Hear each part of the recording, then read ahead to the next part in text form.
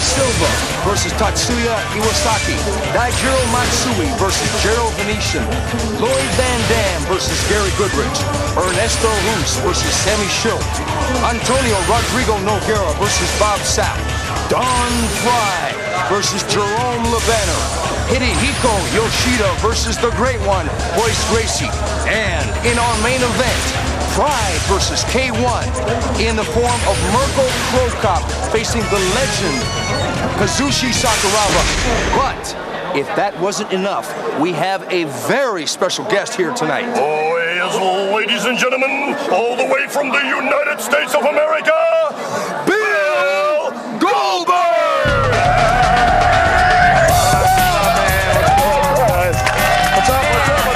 Big G, you're in the house. What brings you to Japan? Dynamite, Shockwave, my friend, the largest martial arts event ever.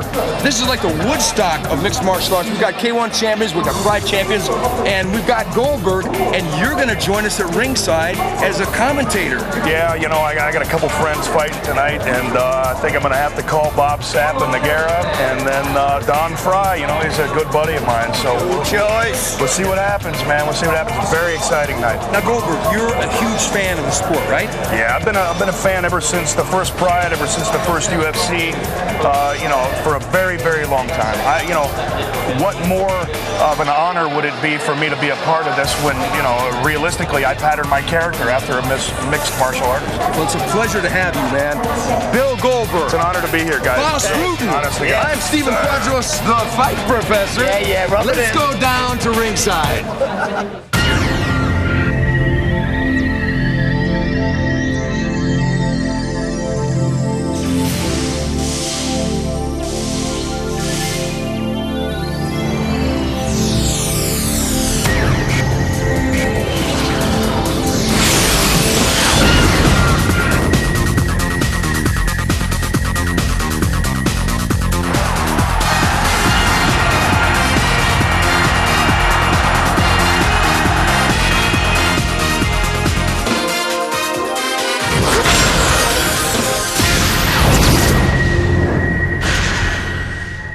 ただいまより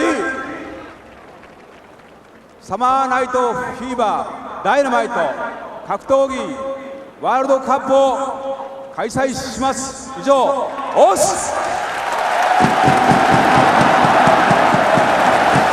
We're going to have K1 fighters, we're going to have PRIDE fighters, we're going to have PRIDE fighters fighting in K1 fights and K1 fighters fighting in PRIDE fights.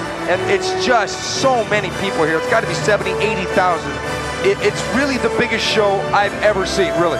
Listen, I've never seen a thing like this before. Constantly, before the show started, I'm constantly telling you, I'm sitting here, wow, wow, these are my words. And to impress El Guapo, oh, there's got to be something going on. And we've got a couple of special surprises, including, looks like we've got a torch ceremony where there he is, the man, the godfather of Brazilian Jiu-Jitsu himself, Helio Gracie.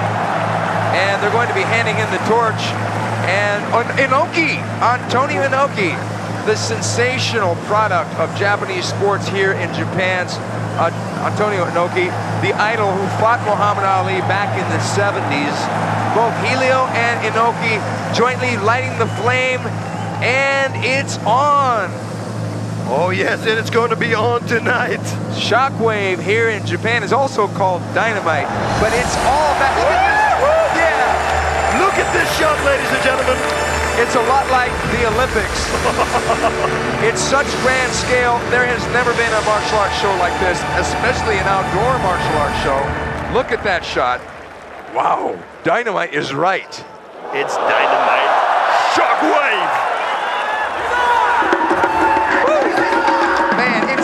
What's going on now? We have no idea because we don't want to really have an idea. We want to be as surprised as you folks at home. We want to be shocked. Yeah, we want to be shocked, and we're going to get shocked by Shockwave here. Now, what is this? Oh, what a spectacle. Look at that. This is traditional Japanese. Look at these guys. A drum orchestra here. Forget blast. This is the real deal. both you and I are drummers, boss. We can appreciate this. I really do. You know what? I think we should open a show one time, you and me. Huh? What do you say? I'm definitely for it. It works here. Yeah.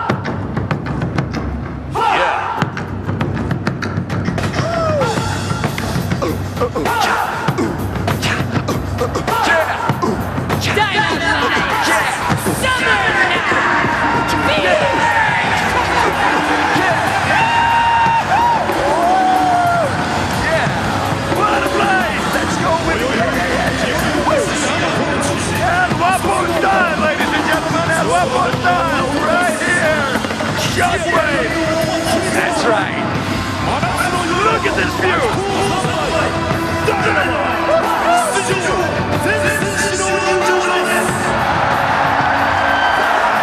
Yeah! Woo! Iwazaki! We're going!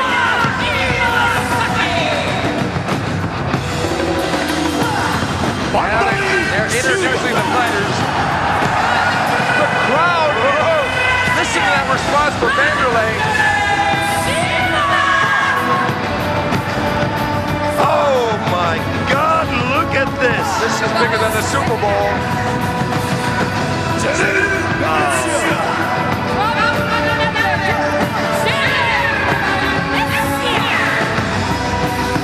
There's Matsui.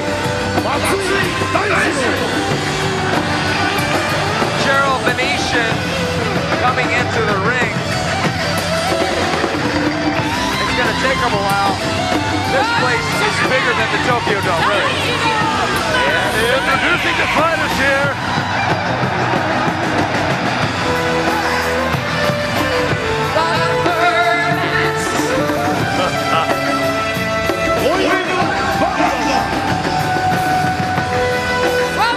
Lloyd Van Dam. Van Dam from Holland, and he's got some serious kicks. He's got his trainer on his short tongue heron. Yeah, Big Daddy, Gary Goodridge. This guy can punch. Yeah.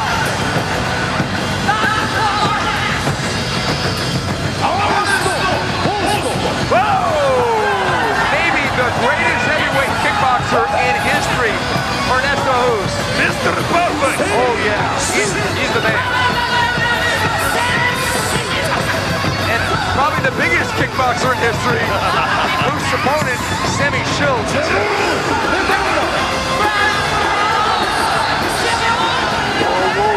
Whoa. Here he comes, Jerome Levander.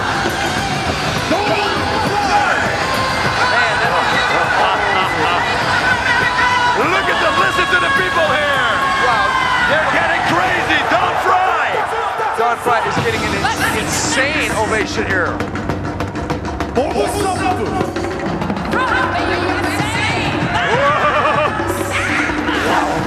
Bob Sapp is in the house.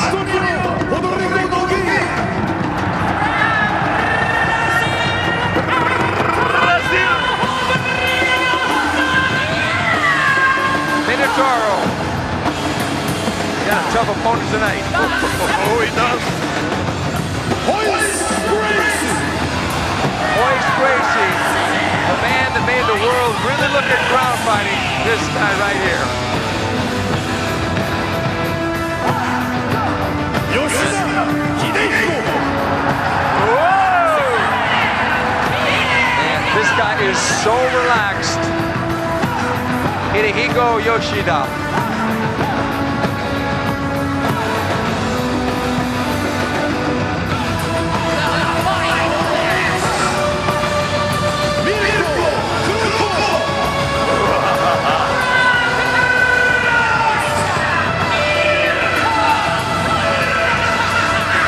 Mirko Crocop is one of those kind of guys where he really wants to land that strike tonight against that guy right there, Kazushi Sakuraba, maybe the best ground fighter ever in mixed martial arts.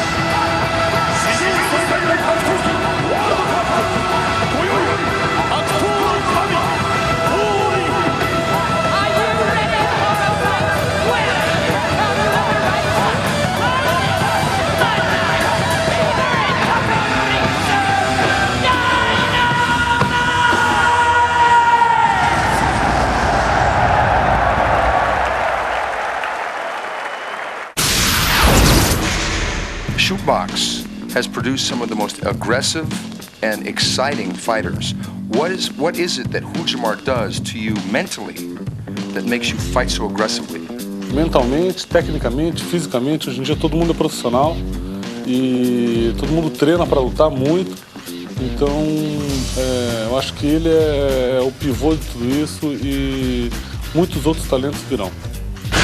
The Pride middleweight champion, Vanderlei Silva, is fighting again tonight, and he's fighting a guy from Japan, Tatsuya Iwazaki. Tatsuya Iwazaki is a Kyokushin fighter. That means he's as tough as nails. I know because I trained the style of Kyokushin. So Vanderlei is going to do his best. He has to do his best to stop this guy, trust me. But I think he's going to have a fairly easy fight with this guy because this guy never fought in mixed martial arts, but he did have an exhibition match with Sanai Kakuta from Pancrase. Yeah, that's true, but yeah, it's an exhibition match, and like you said, he never fought mixed martial arts for real. The only thing we know, again, he's really tough. Vanderlei's got to take it to the ground, or maybe just try to stay on the feet, try to knock him out. If that doesn't work, take him down and finish the job there. One of my favorite things about you, Vanderlei, is when you fight an opponent, you do a stare down. Do you practice that? Não, na verdade, quando eu estou lutando, eu vejo o adversário, realmente me dá uma adrenalina, eu já estou condicionado a isso e já faço isso há muito tempo, então é uma coisa que quando eu vejo o cara, realmente já me sobe a adrenalina, eu já fico com vontade de lutar. Do you think it's going to be submission or KO for Vanderlei? For Vanderlei, yeah, it's going to be a knockout. It's got to be a knockout. I mean, he never goes for a submission. The guys like to hurt people. I think once again, Boss Rutten and I are in agreement. I think it's going to be Vanderlei by KO also.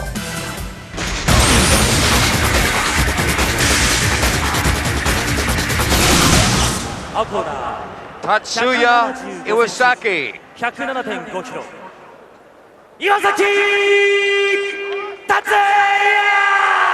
Now, this man is a Kyokushinkai karate expert who did train with the famous Mas Oyama.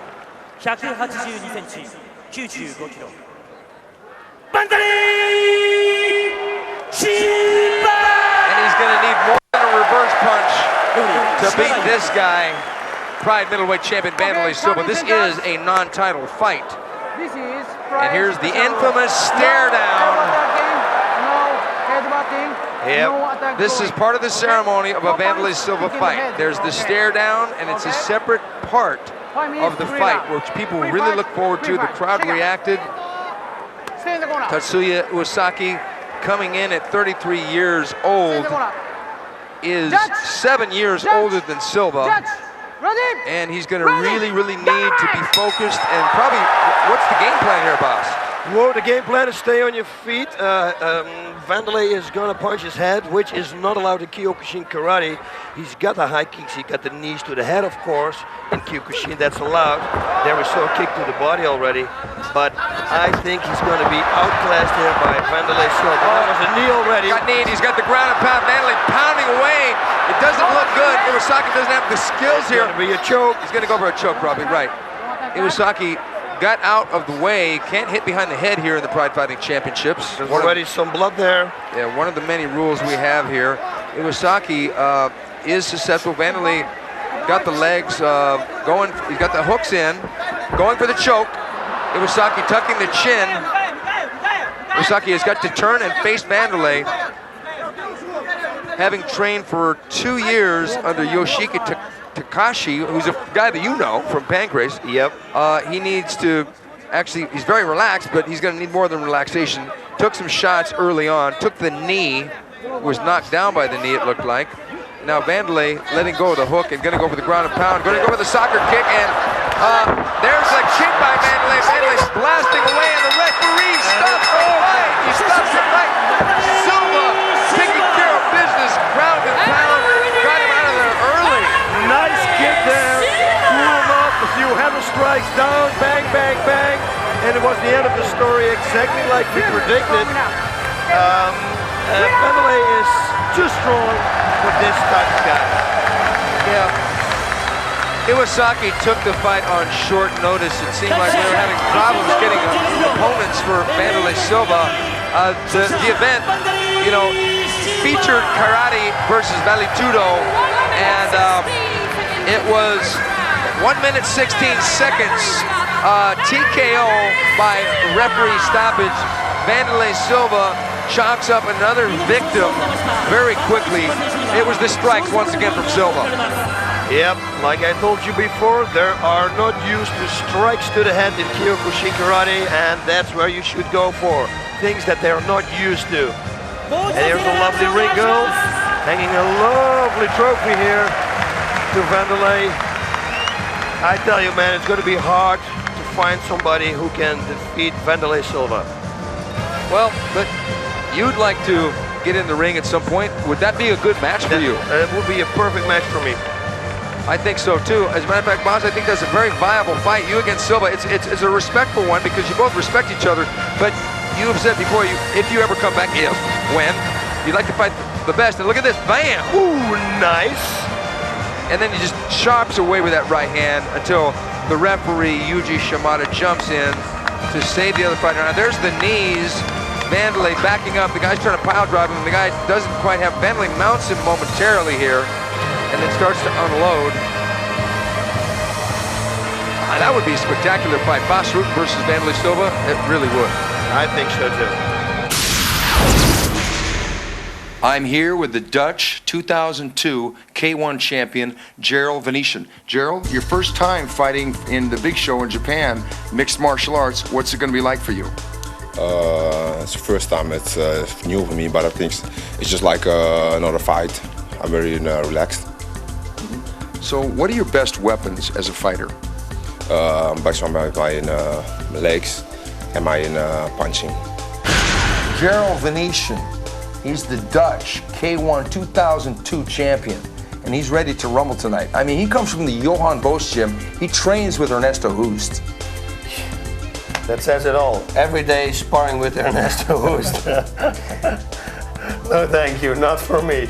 This guy is good.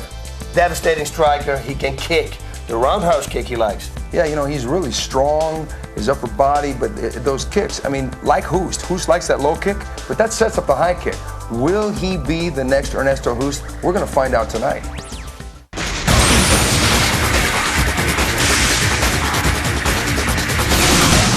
Matsui must be thinking, you're gonna come to Tokyo and beat me up In my place? And Venician is saying, that's right. That's why he gave him the kiss at the beginning of the match. But Matsui is saying, you ain't gonna get out of this fight without an L in your loss column. So he's gonna take care of business. You like that, huh? I love it. Venician stepping forward, probably got the instructions from his corner. Just let him go. Just start punching. And there's the sprawl again. And Matsui in positioning in need right there, but Venician, Double drop kick. flying drop kick there. A little bit short, to put it lightly. Matsui popping back up, and he doesn't really want to trade with Venician, but I'll tell you, Matsui, when he fought Ebenezer Fontes Braga, he dropped a right hand when no one expected it, so you never know, he might crack that right hand, but I don't think he's going to hurt Venician. Venician going for the sprawl again, but Matsui grabbing the leg, and Venician not knowing that he can knee to the head, I don't think. I think he wanted to do it, but Matsui realized that he was in the wrong position and he right away turned on his back. They both look really fresh. It's amazing. Yeah. Look at this. Nice, Tim. Good roundhouse kick by Venician, and Matsui's got a little bit of a nick on him. He's starting to bleed a little bit. Venician starting to impose the Thai boxing here. It's exactly what he should do. And he's got him on his back. He's got to go to the side mount right away now. Why is he doing this? I have no idea. You're absolutely right. You should go for the side mount, go for a key lock, because there's no finishing. Because we haven't seen Venician in trouble of being submitted at all. There are no holding? Actually, he reversed him in this position. Yeah. So far, Venician has stolen back any debate of who is winning the fight. He's pulled ahead, but now he's got to be careful here. Matsui's got to pull out now, out of this half guard, and do what we say in order to win this fight. He's got to listen to us. With just a little bit over 3 minutes left, Matsui has got to basically, he's got a loose guard. He could just hop over into side mount. Just lift that right leg. There no holding. There it is. Oh, now he's got the mount. He's got the mount, but what will he do with the mount? Can he ground and pound? But Venician is locking him tight. He's got to watch out that Venician's not going to turn him to the right now. No hold. Because he did it before. Well to finish. It's quite dangerous when you're in a mount position and you put your arm around somebody's neck. Yeah, because he could just flip you that way. Yes. But Venician... Looks like he's going for a leg lock. He wants to go for a leg lock, it looks like. He's going to start grounding and pounding, but Venician has got half a butterfly, and look at this. Venician sweeps him off. Wow, good leg work there by Venician. Matsui jumping up, and Venician with a double front kick, up kick, flip Matsui over. Wow. Now Matsui down. And Matsui being implored by the referee to stand up. Matsui looking like he's having to make a little adjustment there. Yep, that's a thing that boys have problems with, men actually too. But Matsui, you gotta be careful. 1 minute and 50 seconds, sorry Steven. Matsui really needs to take down Helio. Venician is putting the hurt on him right now. Because Matsui is telegraphing his takedowns. Oh, there's a badass low kick by Venician. Venician in control here. A good sprawl now, but he's not really driving his hips down, boss. He's letting his hips up, and he's going to get taken down again. Yeah, but Matsui is not doing anything with it, so there's not a big... But Matsui has no other option. No, he does. He's got to listen to us. Yeah, but Venician chopping away, doing what he has to do. Oh, he's doing a great job. Keep busy. Just a little bit over 1 minute left. Unless, oh, look at this kick. I like that, scorpion kick. I did a movie one time called Martial Law, and Cynthia Rothrock, their great kung fu star, did that to me. Of course, she didn't hit me. But it looked like she did. Oh, man, I mean, Matsui, I love this. Same position, A scorpion kick. Scorpion kick to the back of the head.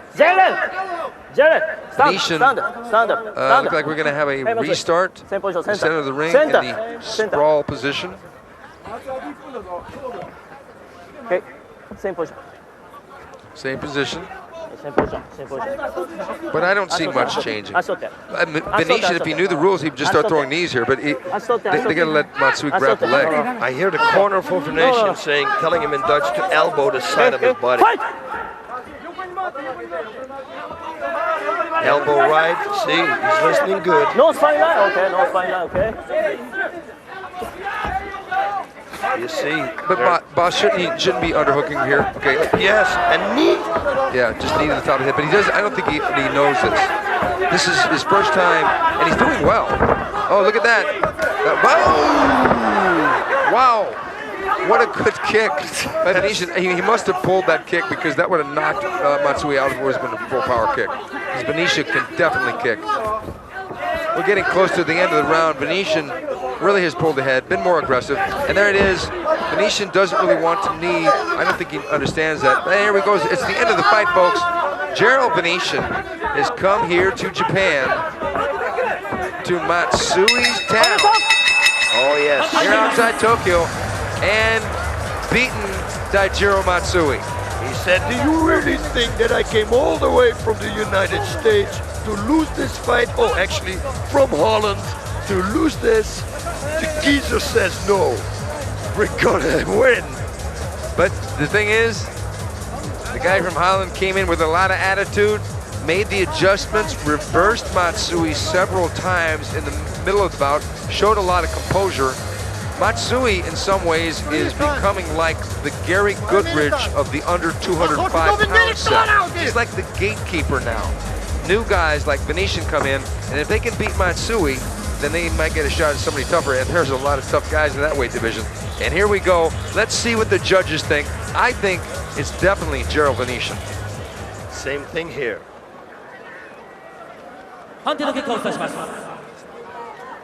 Judge battle.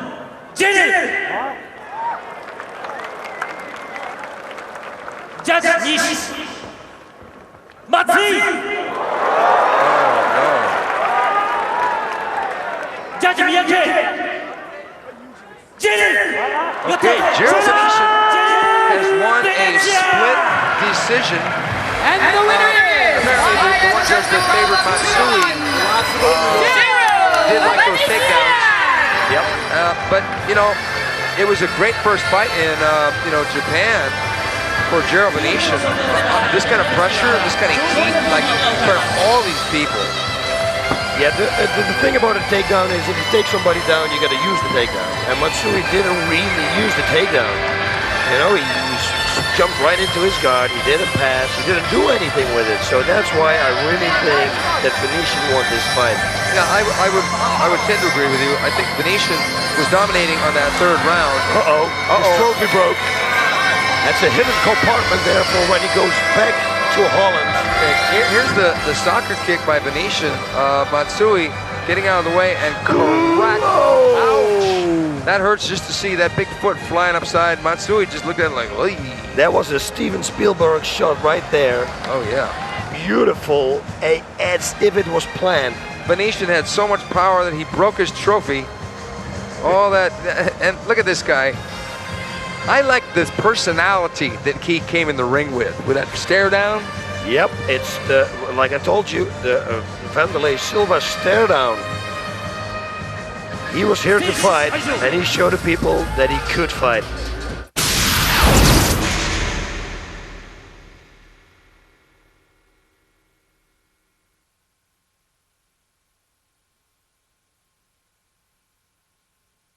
How about you, man? Time to get back to work, man. November? Time to get back to work. Yeah. 2 years off for me. I might as well, you know, try to make some money now. And my God, I'm running out. Yeah. You know, my God. I'm good. So how long you been? Huh? How long you been here? 3-4 days. Same good. You got a last minute call as usual. Hey, you're the man, though, dude. You never turn it down. No. Knocking somebody. You're exciting, bro. Are you kidding me? I coach at Purdue University, West Lafayette. He comes over, he's come over, he's had a couple of his guys come over and just train there. Man, I got the keys to the joint. It's just like training room, awesome. Rehab, whatever, weight room, cardio, whatever you need. I need the rehab room. You guys can do it. I'll just be sitting in the rehab room. Jesus Christ. It's good to see you smiling, big man. Yeah, well, you make me smile. You make me smile. You need the smile, man. That's good. You can't keep me down too long. You're damn right. You ain't gonna keep me down too long. Nobody. Enjoy the show. Enjoy the show. Believe me. Should be fun. You do some commentating? Yeah, I'm gonna commentate a little bit. We'll do that again. All right. As an objective fan, the part that's the most exciting to me is the part that's most exciting to everyone, which is the quick knockout, no question. But then again, in the same token, the artistry of submission, it's the entire spectrum of what happens out there is exciting to me. Listen, you shocked the world. You won against Mike Bernardo, one of the finest K1 fighters. Tell us about that fight. Well, the fight was went down as the way I expected it to go. Before the match, days before the match, Mike was saying, he was 100% sure he was going to beat me, in which, I was almost 100% sure he was going to beat me until, my corner just said to me, Gary, you have absolutely nothing to lose. You have everything to gain. I don't think he can handle 260 pounds coming at him full bore for 3 minutes. So I said, okay, well, throw it at him, let's see what happens. So I just went out there, went from 0 miles an hour to 100 miles an hour in 2 seconds, and he was done in a minute and 30 seconds. Lloyd, you're from Holland, and they've got some really great kickboxers over there. Why is it that Holland has such good Muay Thai fighters? I don't think. I think maybe the competition is very high there. You have to prove yourself. You have many great fighters. Good competition, I think. Are you any relation to Jean-Claude Van Damme? No, not yet. No. Big Daddy Gary Goodridge is one fighter that always cracks me up. He's got the gift of gab, but he's going to need more than that because he's fighting Lloyd Van Damme from Holland. Oh yeah, and this guy comes from Sakuraba, the Sakuraba dojo, famous. Tom Herring is his coach, and they're famous for their Thai boxing skills. So one thing for sure, he can Thai box this guy. He can low kick also. If Gary knows that he can low kick, he will take that low kick, take him down, do a ground and pound, and that probably will be the end of the fight. Yeah, I think that Van Damme is excited, but I also think there's a little apprehension because we don't know that he's ever been on the ground to do anything other than maybe, search for sand or in the beach or something. But I think he's going to get ground and pounded also. The guy knows how to kick and to punch, and I hear that he's got a very good low kick. How are you going to handle that? Well, we're fighting under the Pride rules, so I don't think he's going to want to kick and punch too much because he's going to be afraid to get on the ground. So really, it's going to be open season for me on his head until he decides to do something. And when he does, I'll take him down to the ground, and I won't submit him. I'll just beat him.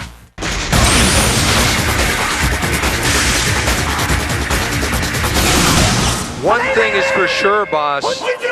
The audience here in Japan loves Gary Goodridge. Oh yes, and especially after that stunt that he pulled off 2 weeks ago.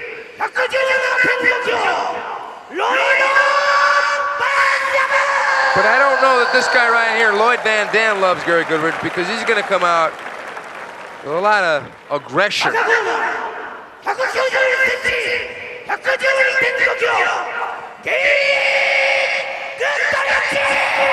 The stunt that you were referring to, boss, was that a little bit over 2 weeks ago, Gary Goodridge accepted a K1 rules fight in Las Vegas against a bomber from South Africa by the name of Michael Bernardo, and few gave Gary Goodridge a chance of surviving. But not only did he survive, he blasted Bernardo out of there in the first round in a little bit over a minute. Now, Van Dam probably knows this and is probably going to be doing a lot of blasting of his own, probably with low kicks. So Goodridge, I don't know that he wants to stand with Van Dam. What do you think? You do not want to do that. He's got a low kick from hell, so to say. Goodridge would be the plan. Go right in, take him down, finish it on the ground. Do not strike with this guy.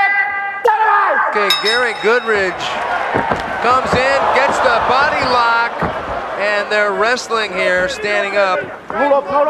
Gary Goodridge didn't waste any time. Got the clinch, double underhooks, boss. He's going to trip him down. Yep. And Gary has made no mistake. He said, Lloyd Van Dam, who, by the way, is no relation to Jean-Claude Van Damme, is in for ground and pound, and he said it goes back to the early UFC days. Whoa, and there he is, the takedown. No, it's only a matter of time. Yeah, I think Gary should mount him here. Although, the funny thing is, and this is a very rare occurrence, Lloyd Van Dam actually has a weight advantage on Gary Goodridge, and that doesn't happen very often. He's got 10 pounds on Gary at 257 pounds. Gary coming in kind of light at 247 pounds. Yeah, I think a lot of those pounds are in the leg of Van Dam. Van Dam seems to not have a clue here, boss. No, I totally agree with you. Gary should go for the mount position and just start raining bombs and try to finish the fight. Look at this. He can mount him, and he will turn probably on his belly and then go for a choke. He can do pretty much anything he wants right now. Van Dam doesn't even seem to be working to try and get guard.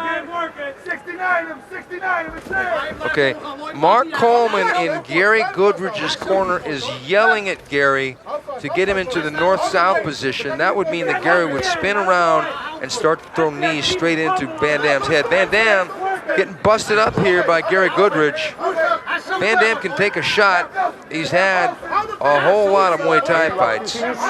At 30 years old, he's had 47 fights. Only 7 losses with 26 KOs, but it's not going to be a factor on the ground like this. Van Dam just eating left hand after left hand after left hand, and Gary can really hit, boss. I know. Look at the size of his arms, and ask Mike Bernardo if he can hit or not. Bad game plan here for Van Dam. He should, what he should do, I don't know, because Gary is totally into his game here. Is Gary going for a key lock here? Probably, we can't see it now, but... Yeah, it looks like Gary is working to set up that key lock, and he's doing it with strikes, but he gave it up a little bit. Gary not really worried about position here. No, he's got to pull out his left leg and go for the full mount. That's what he should do. Why on earth would he not go for a full mount?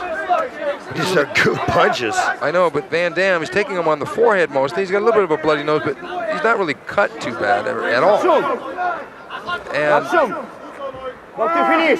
oh, there we go. It looked like we had almost a little fish hook action now. That is not legal here in the Pride Fighting Championships. Yep, and I don't know if it's a smart idea to do now with Gary because it will only piss him off, and then he could be very angry. Well, one thing that Gary Goodridge used to do early in his career was punch himself out, and then he would be susceptible because of fatigue. But I think Gary really is blasting away. Now there's Tom Herring, the famed Chakariki trainer. I don't know what he's telling Lloyd Van Dam on the bottom, but Lloyd now is mounted. Yes. We got a little bit over a minute and a half left, and Gary's going to really drop some bombs here. He's got to pick his shots. Whoa. He holds his head in place, and then he just rains down. And Van Dam doesn't really seem, trying to some Sakuraba moves there. Which was a very smart thing to do. And there you go. Oh yeah, Gary Goodridge. This was exactly as he said he would do. A ground and pound victory for Big Daddy. Van Dam overmatched in every way. No takedown defense. You know, it's tough. Van Dam in a K1 fight would have really been even odds against Gary Goodridge. Maybe even been favored to beat Gary Goodridge. But in a Pride Fighting Championship fight, it's got to be the Big Daddy. And there he is. You know, it was 3 minutes, 39 seconds, TKO by referee stoppage. And Gary is, you know, he's had a lot of losses, but only to really great fighters like Nogueira, Don Pride, Igor Vovchanchyn, Mark Coleman. But now he comes back and starts putting together a bunch of wins, and you know he's got a lot of ambition. He really does. He constantly trains, and he trains with the best. He trains with good wrestlers. Mark Coleman. We got the big cat here, Tom Erickson. He trains with all those guys. He's got the Muay Thai instructor coach.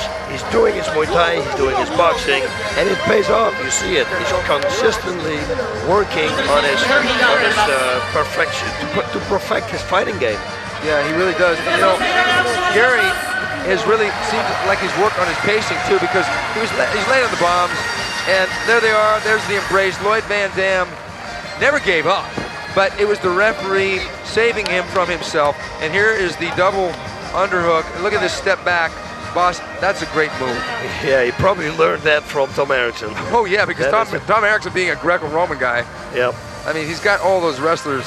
This was classic Gary Goodridge taking his time. And look at this, just blasting away. He did the double chop. He probably stole it a little bit from Sakuraba to set him off and then go in with the hard strikes. And look at this, bang on the head. Oh my God, and another one to the head. And now the referee stops in. Perfect, very good call from the referee here.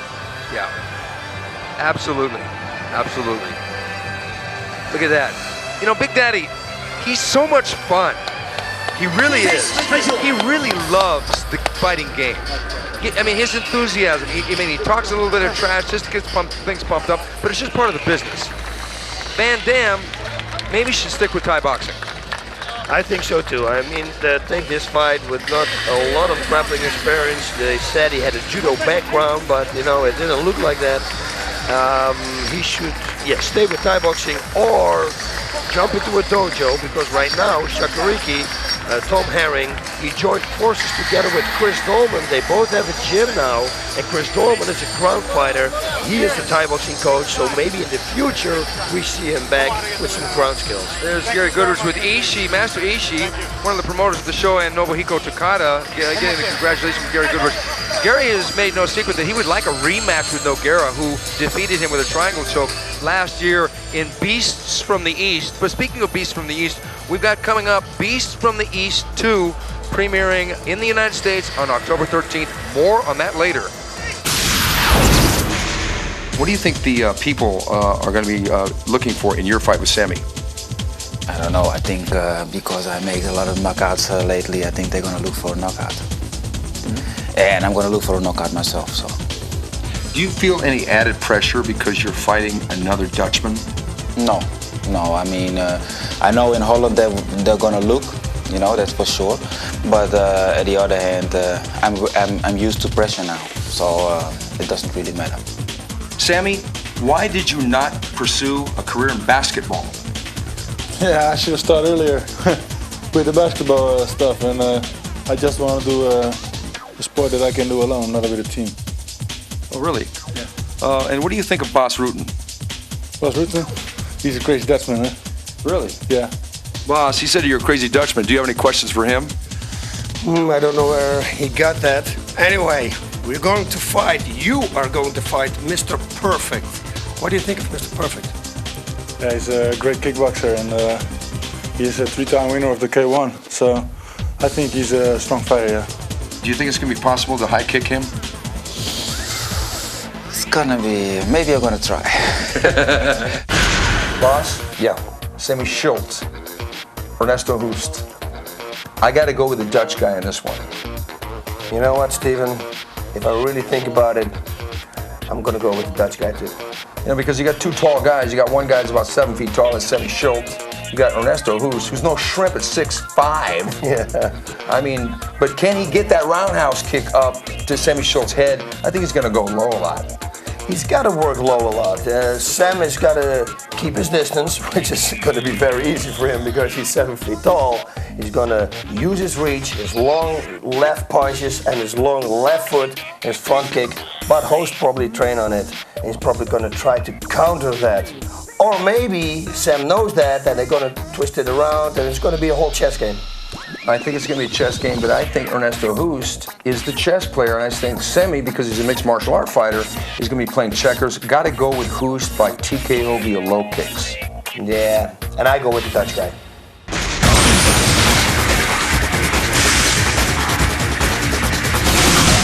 Okay, here we go. This is a clash of two titans from Holland. I am really excited about this fight. This is the first match under K1 rules of the evening. That man right there, possibly the greatest heavyweight kickboxer in history, Ernesto Hoost. Mr. Perfect, they call him.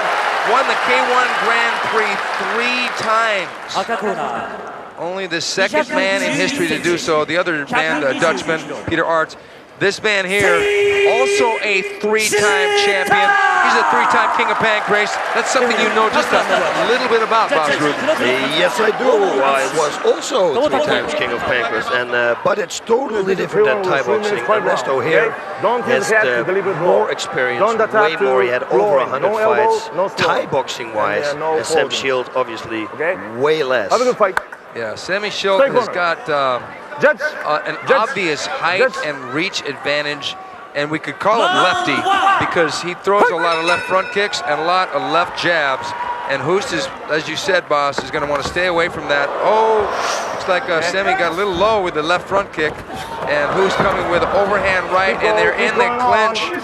I'm sure Sammy would love to take him down right now. I think so too. This is the perfect distance that Hoost should fight him, close by, so he cannot use his length, and Hoost can use. Oh, that left high kick, man. Sammy coming out after Hoost. He's really being aggressive here. That front kick, the theory is to redirect the front kick and low kick, but Hoost coming in. I actually asked Ernesto Hoost if he was going to try and high kick Sammy Schilt, and he laughingly said yes, but I don't know if that's going to be a winning proposition. I don't think so either. I don't see a ladder in the ring either. So, and in order to high kick him, he's got to be very close to his opponent. Well, it's been Schilt the aggressor. Hoost coming in with a punch combination, coming up short though. Schilt should really use that jab, which is his natural weapon. And there's the knees by Sam Schilt. I love seeing a K1 rules fight on a mixed martial art card like this. I think it's great that we've got K1 and Pride co-promoting event. There's the low kick by Hoost. Yep, and another one. Keep going. That's a great weapon for him. He does have thin legs, and Schilt throwing him down. Hoost does have deceptively thin legs, but those who have fought him said that getting kicked by him is like getting chopped with a razor blade. Yeah, apparently his shins are very thin. Yeah. Sammy's doing a good job, I have to say. There, the knee's going to come. Yeah, but they break it up. Yeah, but under K1 rules, they don't allow clinch fighting like in regular Muay Thai in Thailand. But as I was saying before, the scope of this show, well over 70,000. I can. Oh, good right hand there by Hoost. there's a lot of people here, and they're fans of both Pride, they're fans of both K1. This is like an international trendsetter. Shockwave is I think. It's really setting the trends. I mean, there's never been a show, a mixed martial arts show this big. Never, not even close. Look at Sammy moving. He's moving like he never moved before. He's doing a real good job. Ernesto is trying to feel the distance. It's going to take him around, I guess, just to see what the distance is. But Sammy is chopping away here with the knees and the left hooks. I'll tell you what, this is the first time I've seen Sammy Schilt wearing Muay Thai shorts, and he's doing pretty good. He's doing really good. He should throw his right hand more, though. And a right low kick would be really good to throw also. It was a good first round for Sammy Schilt. I would have to give it to him. K1 is contested under 5 3-minute rounds. There are punches and kicks. Kicks can be made to the leg, the body, and the head. There's also knee striking, but unlike regular Muay Thai in Bangkok, you can't just clinch onto the head and start kneeing. They only allow limited amount of time in the clinch. Yeah, which is not so good for Hoost right now, because Hoost wants to take this fight and fight him close. I think Sammy Schilt would want it close. No, I don't think so, because I think if Sam Schilt fights him close and he's too close, he cannot throw his knees. Hoost only has to put his hips. Just threw a knee right there, though. Yeah, that's to the head, but to the body, forget about it. Sammy, this is the distance for a knee for Sammy, the normal distance. Yeah. Yeah, I see what you mean, because Sammy, because he's so much taller than Hoost, he doesn't really need to bring that knee up that much higher to catch Hoost on the head. Yeah, the head will be good, but Hoost knows that now. But Hoost can't seem to find the distance yet with his punches. Yeah, but being there so many times, he will find a way. Well, it's interesting because Sammy, in one of his early mixed fights in Holland, fought Gilbert Eiffel, and Gilbert Eiffel just jumped on him and just blasted him out of there. But Hoost is having a hard time finding the distance. I think maybe that Sammy has really improved his stand-up since then. Yeah, he's been training very hard. He's just a very devastating striker. What can we say? That's the thing that I want to see more from Sammy. A right kick or a right knee. Yeah. Now Hoost switching to southpaw, which may mean that he's running out of some options in orthodox. There's that front kick. Hoost hasn't been able to redirect that. Coming in with left hook, right hand, but both those punches really didn't connect. It's very difficult to reach him. He's so tall. Can you imagine if Sammy Schilt put together about 15 or 20 Muay Thai fights? He might be unstoppable. Yeah, the destruction this guy can do. It's crazy. This is his second K1 fight. His first fight he fought against Musashi. Thank you, Mr. Fight Professor. And he won that fight too. And you see now, stamina is going to be a factor. Hoost has been there many times. Oh, of course, Sammy, his stamina is really good because he's a young kid. But Hoost is going to try to work around and go for the right low kick. That's really a weapon that Hoost has. Well, the interesting thing is both guys being Dutch, they can't really say, you're going to come to my country and take me on. But Hoost can say, you're going to come into my game and try and take me on. Yeah. And the geezers were laughing. Oh man, Sammy doing real good in the clinch here. He should throw, in that kind of clinch, he should throw the right knee to the body. Oh yes. Who's still trying to figure out his distance. It's not unlike Ernesto Hoost to use a couple rounds to find his distance before he starts cracking that left hook to the head and his right low kick. So don't count this man out. Actually, Hoost is pretty much the favored fighter here. But Schilt doing more than enough to acquit himself. I thought he won the first round, and he's doing really well in this round too. Frustrating Hoost with his distance. Yeah, who wouldn't be frustrated? Ooh, there we go with the right hook straight, like a kind of a good exactly, a good counter right hand. Another one. And Hoost didn't load up on that one, but Hoost is finding a chink in the armor of big Schilt. And there you go, the end of round number 2. Hoost is finding the distance now. Yeah, well, Hoost started to take, I don't know if that Hoost won that round, but he started to come on. And if he starts to do more of the same in the third, it's going to really give Semi some problems. It's interesting, there's been various debates about the height of Schilt. They used to say 6'11", but we heard recently 7'1". Yes, he's 7'1", almost 7 foot. Now, you know, Hoost usually is taller than most of the guys he fought at 6'5", but standing next to Semi, even a 6'5" giant like Hoost is just a little pipsqueak. Yeah, and where do you find a sparring partner to try it out? I mean, there is no sparring partner that's 7'1" high. You know, you cannot put somebody on a box and let him spar you because that's not going to work. Yeah, it's hard to move around when you're standing on the ladder. Oh, yes. Let me see here what happens. Ooh. And who's trying to counter, but coming up short in that exchange. But here we go with round 3. Schilt in the red and white Red Bull trunks, and Ernesto Hoost in the blue and white trunks coming in. Semi firing away with the left front kick, which has been so devastating in mixed martial arts for him. A very good weapon for Hoost right here too, also with the right straight to the body. Set it up for a left into the head. But work the body first.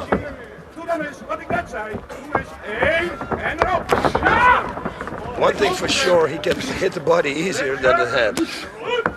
Okay, now one of the overtones here that Schilt is a pride fighter. He used to be Pancrase, but he's a pride fighter. Hoost is a K1 fighter. Is this pride versus K1 under K1 rules?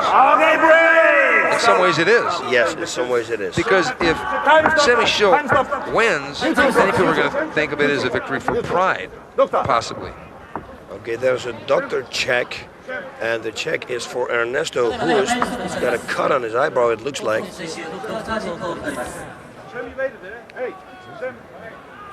It's been a great tactical match so far, especially for the tall man in the other corner. Schilt has done really well with that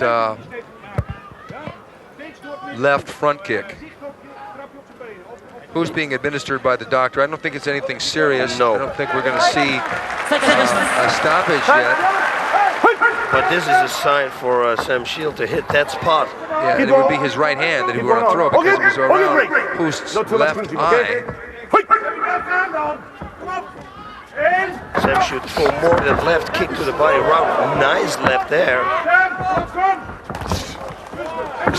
Semi is really giving Hoost problems in this match. Yep, no, Hoost came back. But what I saw out of Schilt, oh, there's the knee, and it clipped Hoost just a little bit. Hoost coming in with a long jab. Left hook to the body, and Schilt starts to continue even though Hoost was down. Flashing possibly on his mixed martial art career. Oh, liver shot with the right straight to the head. Absolutely, as you said, boss, liver shot with an overhand right.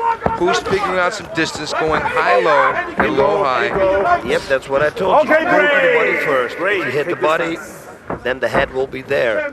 I agree with you. I think Hoost should shoot a straight right to the body here. Yep. He's going high, high, high with that right. And there's the low kick, went under Semi's left leg. Semi cracking that right hand. I can't believe he's throwing a right hand in this fight. He obviously trained on it. There was Hoost again trying to go for the liver shot, but now... He was stopped by a right front kick by Schilt, though. Yeah, trust me, people at home, you will never see that in an instructional book. Stop the liver shot with the right kick. That was a nice stiff left jab there. Okay, great! Okay, don't keep your hand over. We'll get back to that instruction book thing later. Yes. Won't we? El Guapo.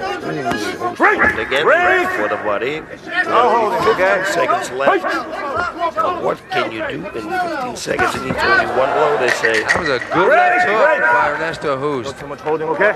And Sami seems to be momentarily winded, but he's still moving forward. He's tending to telegraph just a little bit, but I don't know if Semi did good in that. You won't see a right front kick in the. You won't see a right front kick in the instructional book to set up a left hook, right? Yes, no, you won't see that. And talking about hooks, maybe I should have put it in the book. Yeah, for the people at home, we are going to bring out the big Boss Wooden's Big Book of Combat. There's the liver shot. This was a beautiful liver shot by Hoost there, and then he slipped. But I bet you that was a good shot. Maybe we're going to see it again. Yeah, well, hopefully they'll show it again. So, boss, who is winning? Who's winning the fight? I would say right now, Second I would okay, second out. Blue corner. I would too. Blue corner. I think he's Hurry up. controlled that last round, and I think he outright won the first two. It's close. It's not. He's not dominating Hoost by any stretch, but Hoost really needs to get back in this. He's got to put Sammy down, maybe. He's got to do something more. Oh, good left hook by Ernesto Hoost. Yep, he found his distance. There we go again, and now he's following it up with the low kicks. I think that Hoost's trainer, the great Johan Bo, said, Ernesto, you got to take control in this fight. Yeah, you got to turn it up a notch. Keep going on. Well, we've got 2 more rounds left in this fight scheduled for 5 rounds, and Ernesto Hoost has to reassert the dominance that he exhibited in his entire career, where he's come from behind, knocked people like Mike Bernardo out, Jerome LeBanner, he's knocked out. He's got some big wins. He's got 2 wins over Peter Arts. They actually split there. They actually 2 wins and 2 wins. That's one of the great rivalries from Holland. But here, we may have a new rivalry forming in Semi Schilt against Ernesto Hoost. Oh yeah, you can say that again. Keep going, keep going. I don't know. Sam Schilt looked long-winded, and Ernesto came out bowling and shooting with his fists, that is. But can he continue this? There we go again with the right overhand. Yeah, but probably not enough. Well, Ernesto Hoost has said that one of the most dangerous fighters that he ever fought was the man from Croatia, the very first K1 champion. That was Branko Sikotic. I was there. I saw that fight, and it turned out into a big brawl. Something illegal happened, and the whole audience started to throw beer bottles and everything. It was in Holland. The made a liver shot again. That looked like it hurt Sam. It was kind of liver and solar plexus. Oh, and Sammy is distracted. You're right. He did get hurt by the liver shot. And it would be interesting to see if Hoost goes to the body again with that left hook, because Sammy doesn't seem to like that punch, because Hoost low kicked it pretty hard afterwards. Yeah, he should set it up right straight to the head now, and then go with a left hook to the body. Just a little bit under a minute left. Sammy clinching now. Hoost seems to be winning this round, but he's going to put Sammy down. He's going to at least get a 10-8 round in order to really even the score up if it goes into the... Oh, good right round. Who would have thought that Sammy Schilt was going to throw a right roundhouse kick in this fight? Yep, like I told you before, he's got to put a left jab. Look at those knees here. Ooh, to the head. And that was a good knee. Being in a clinch with Sammy Schilt when you don't have takedowns could be a major pain in the noggin. I think so too. You want to close it, this is really bad. But Ernesto seems to have been, you know, partly rattled by those knees because he was just moving back without countering. Ooh! He came with that left hook. It raised off the head of Sam Schilt, so it was not a direct hit, but it could be in round number 5, so it's still not over. Yeah, well, it's some interesting body language there by Sam Schilt, leaning over. He looks tired. He's going to see that, and he's going to go to the body early in the next round, boss, I'll bet you. Yeah. But Hoost is not going to be able to chop him down as many people thought. No, it wasn't that easy. And for Sam Schilt to come in for the second time in his life fighting a Thai boxing match on this kind of level, he's doing an amazing job. Yes, he is. All he has to do, now here's the clinch. This is the position, oh, look at that. That landed right on the forehead. Another one is coming. Yeah. And now another one, I think. The third one is a hit, I think. It was like a jump. Second round. Second round. Man. Okay, final You just round. don't want to be in a clinch with Semi Schilt in a Muay Thai fight. Final round. Okay, this is the 5th and final round in what is turning into be a classic match of a great small man against a really excellent big man. Okay, break. Straight away. Don't hold too much. Are we seeing greatness fall to the newness of Sammy Schilt at the game of K1 fighting? Yeah, really simple combinations. That is just wanted to call it, but the right low kick, I said left straight, right low kick. That would be the combination right now for Sam. Well, Sammy's really taking control here. Do you think Ernesto took him lightly? No, I don't think so, because Sam Schilt, he saw material of Sam Schilt. He's a one-punch hitter normally. He hits with the left and he takes somebody down, out.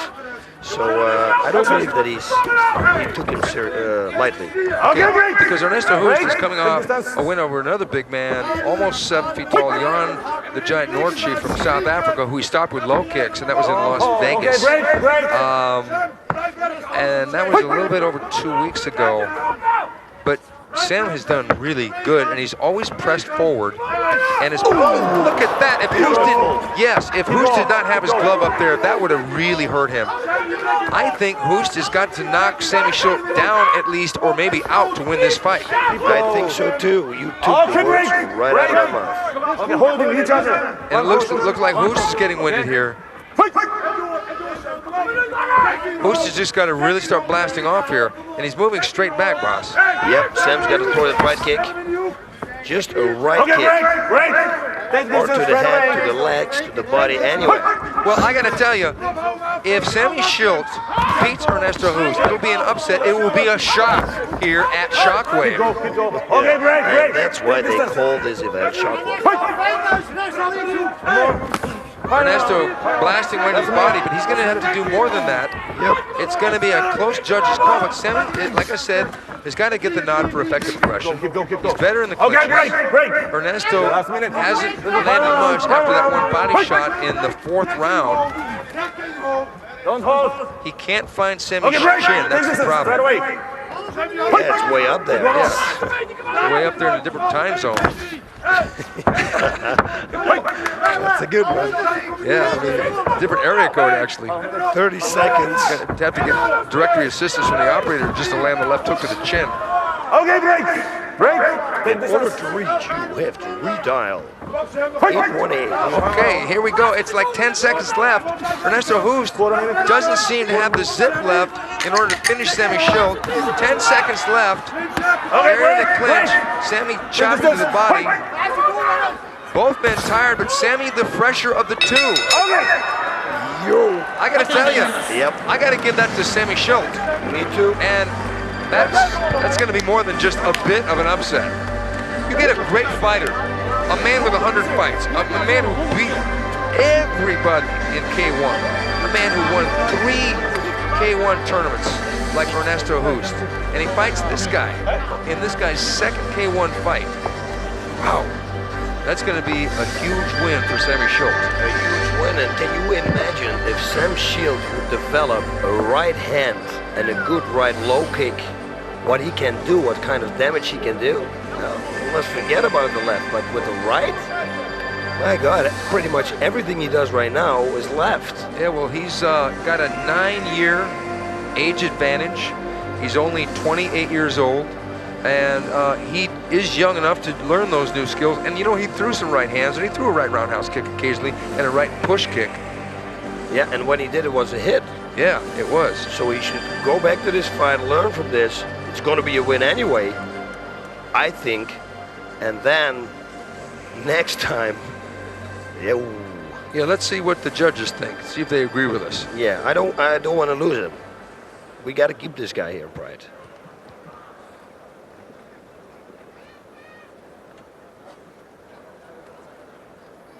判定の結果を出します。ジャッジクロズビー50対50ドロー。ジャッジ大成49対49ドロー。ジャッジトータル50対50ドロー。よってください。ドロー。Okay, in his They ruled a unanimous draw. The judges have and, I'm okay with that. Although I would have given it to Schilt. I would have given it to Schilt too. I mean, Ernesto Hoost is not from Japan, but he may as well be. He's fought here so many times. He's a crowd favorite. There may have been a little bit of hometown favoritism there, but I tell you what, I'd love to see a rematch. Oh, me too. I'd love to see fight Sam Schilt against everybody. Look at it, he's dancing. Yeah, because in some ways, a lot of people picked him to get TKO'd with low kicks. They said he didn't have a shot against Hoost. They said he's going to get blasted out of there, but he didn't. So in a way, much like Crocop's draw against Vanderlei was more of a win for Vanderlei, I think this draw for Sammy Schilt was a win for Sammy Schilt. I think so too.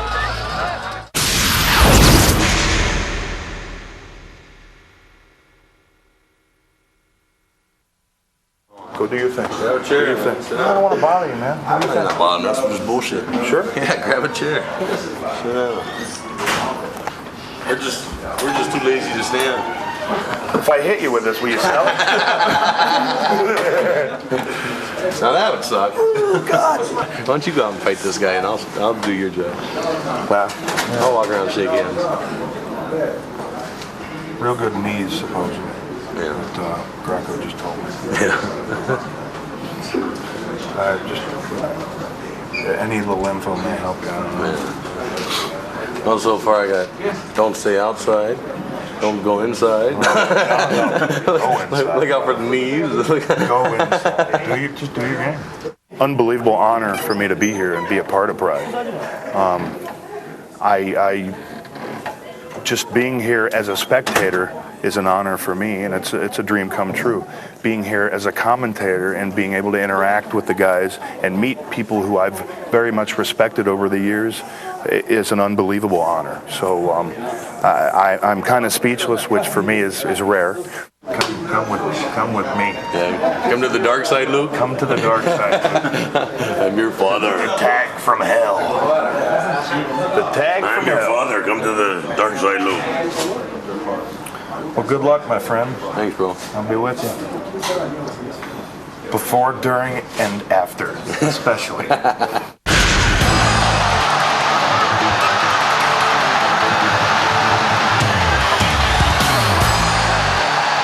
I'm here with one of my favorite fighters, and definitely one of the favorite fighters here in Japan since that last fight with Takayama, Don Frye. Don, describe that last fight.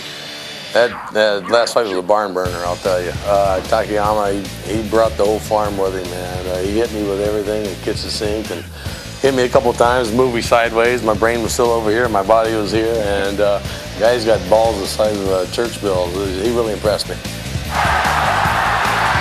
Don, rumors are flowing that your opponent to replace Mark Hunt for this fight is Jerome LeBanner. Your thoughts on that? It's going to be tough because LeBanner is, everything I'm not. He's bigger, stronger, faster, younger. Yeah, but you said that before you fought Cyril Abity, and you beat him pretty easily. Well, I tell you what, I keep getting lucky. Knock on wood, my luck will continue to hold out, and I'm hoping I have another trick in the old bag. Okay, now knock on wood. Are you going to want to knock on his head? Oh, that's the game plan, is knock on him more than he knocks on me, because he's a powerful fighter. He's a southpaw, so he's unconventional.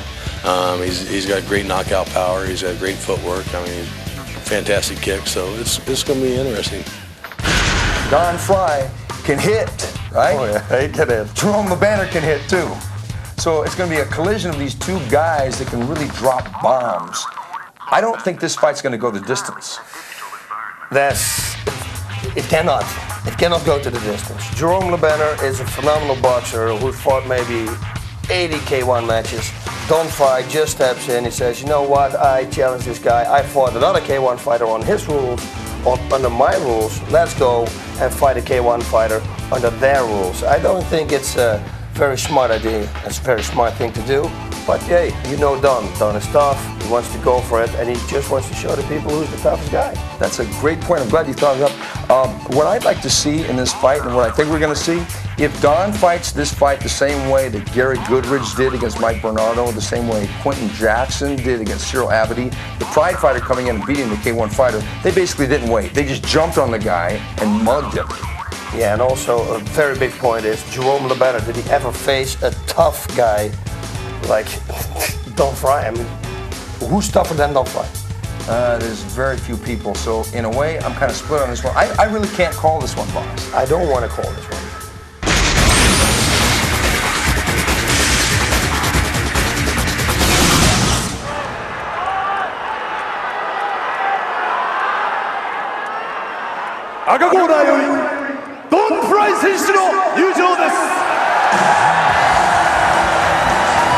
That ovation that we just heard when Don Fry's name was announced was equal in many ways to when Sakuraba was announced.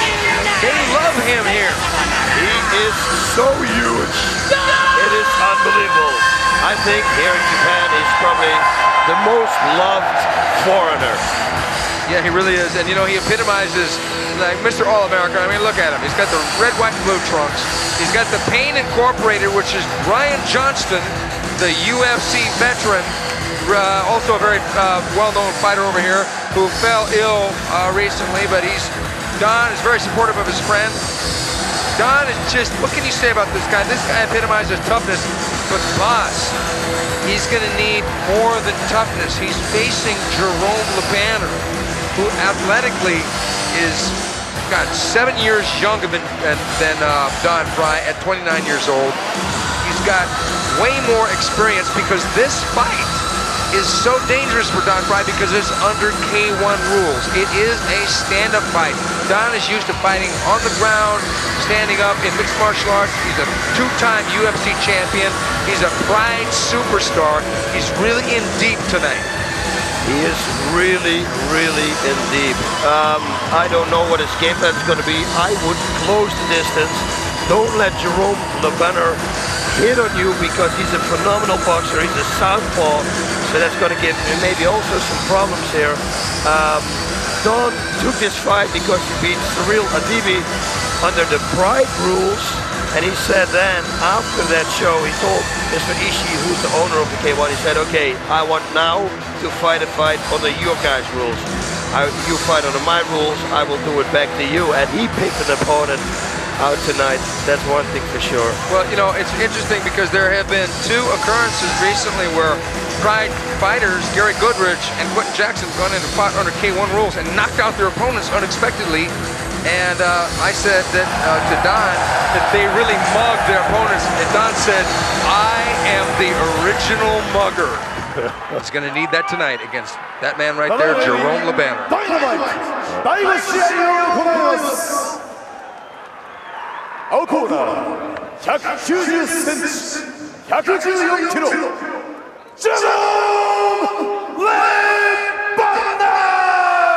he is, Jerome LeBanner.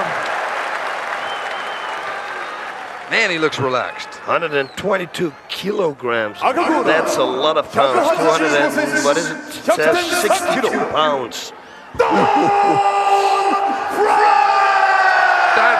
Fry coming in lean and mean at 220 pounds, giving up 2 inches in height to LeBanner. LeBanner 6'3", Don 6'1".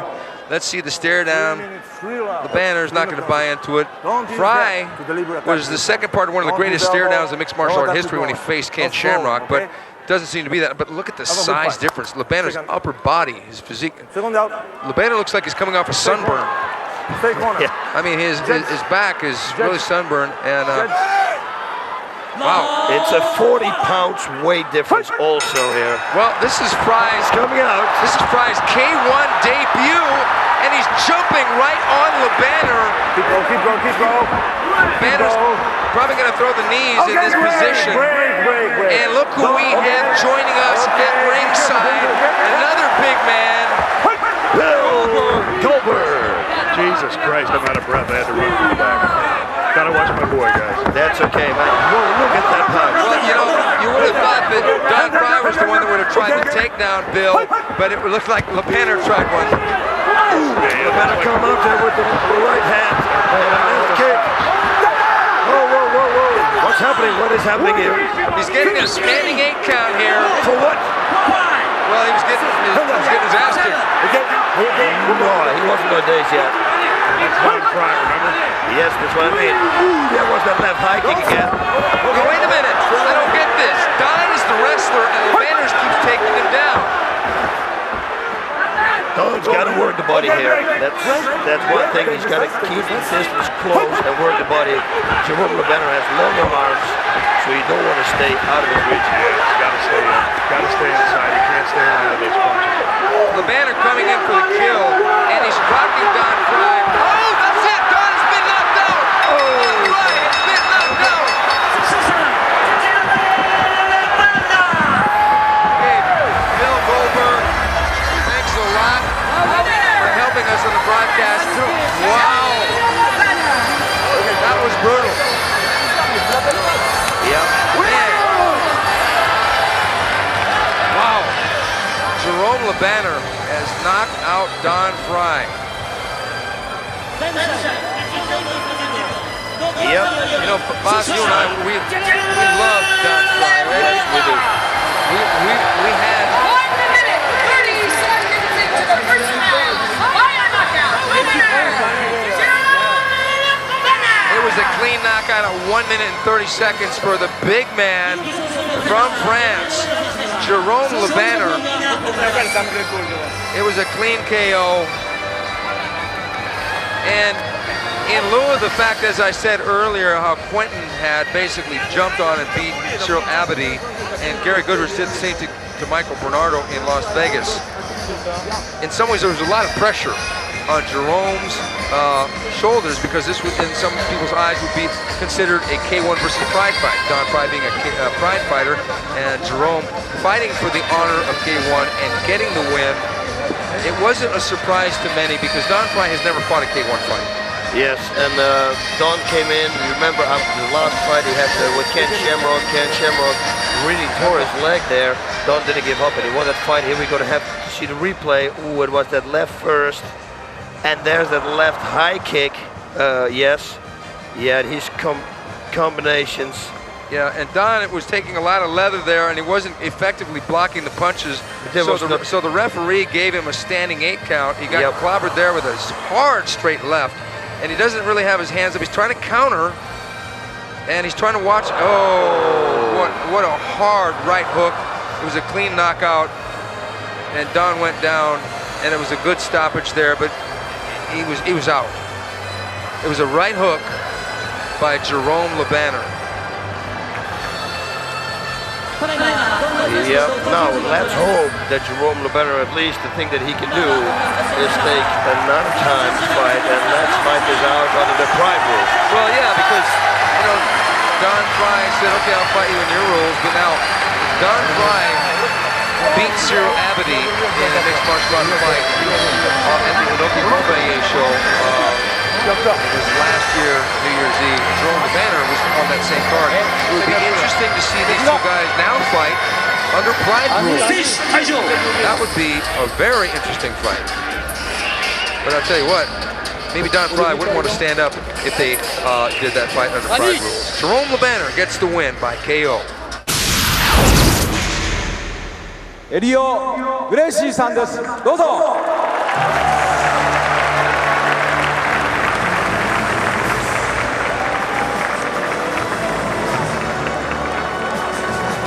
Okay, we're going to have a special ceremony honoring that man there, the godfather in some ways of Brazilian Jiu-Jitsu. That's Helio Gracie. He is the father of Royce Gracie, Hickson Gracie, Euler Gracie. Do you know, Steve, that this guy will be 90 years old in October? 90 years old. And he's still rolling around with his sons. Que hora me oferecem? Devo dizer que o jiu-jitsu que pratico represento eu como se fora japonês, porque pratico o jiu-jitsu há quase 80 anos e nada mais do que nada menos do que tenho sido representante do Japão para o mundo, elevando o jiu-jitsu do Japão para o mais alto grau das lutas marciais existentes no mundo. Muito obrigado. Okay, he basically thanked this presentation for presenting martial arts for the world. And getting back to this event, boss, Shockwave is really probably the largest stage that we've ever seen for a display in a very Woodstock environment for the martial arts. We've seen great K1 fights, we've seen great Pride fights, and now we see Helio, one of the truly influential people who really got martial artists thinking about the ground through his battles way back in the 20s and 30s. One of the first, he was really the first guy that fought Valley Tudo in a ring. Yes, you know, so you say the Woodstock thing, and it's true. It's all about peace here. The people are so relaxed and happy. The crowd is amazing. It's a special event, and I'm so happy to be here. Yeah, well, Helio said he's happy, and he's also very proud and happy to present Jiu-Jitsu, and he says that the Japanese fans are his friends. I couldn't say it any better.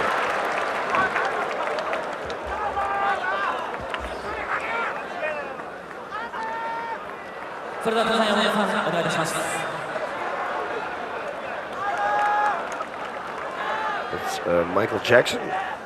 No. Ow!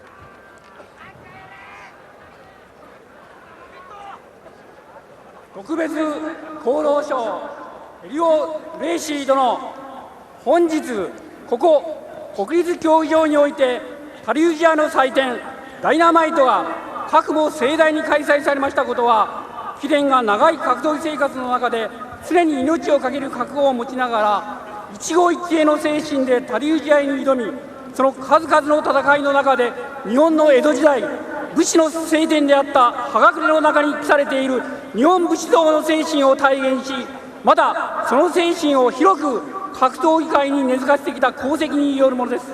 よってその偉大なる功績をたたえ、ここに表彰いたします。 Wow, what a tremendous honor. Basically, it's being presented to Helio that they could not have held this big mixed martial art event without him, without his contributions to the mixed martial arts. Wow, what a show of friendship. I just found out that it's Tanzan Yamamoto. This guy is a famous journalist, reporter here in Japan, who had the honor to present this award. And he's going to give him an extra pin too. I bet it says Pride Fighting Championships. And there's Master Ishii, the founder of K1. That's a great shot right there, because you've got the master of Jiu-Jitsu and the master of K1 and stand-up fighting together, working together. We got Pride and K1 working together, the two biggest giants in the martial arts world here at Shockwave. What a great moment. Helio Gracie さん、どうもありがとうございました。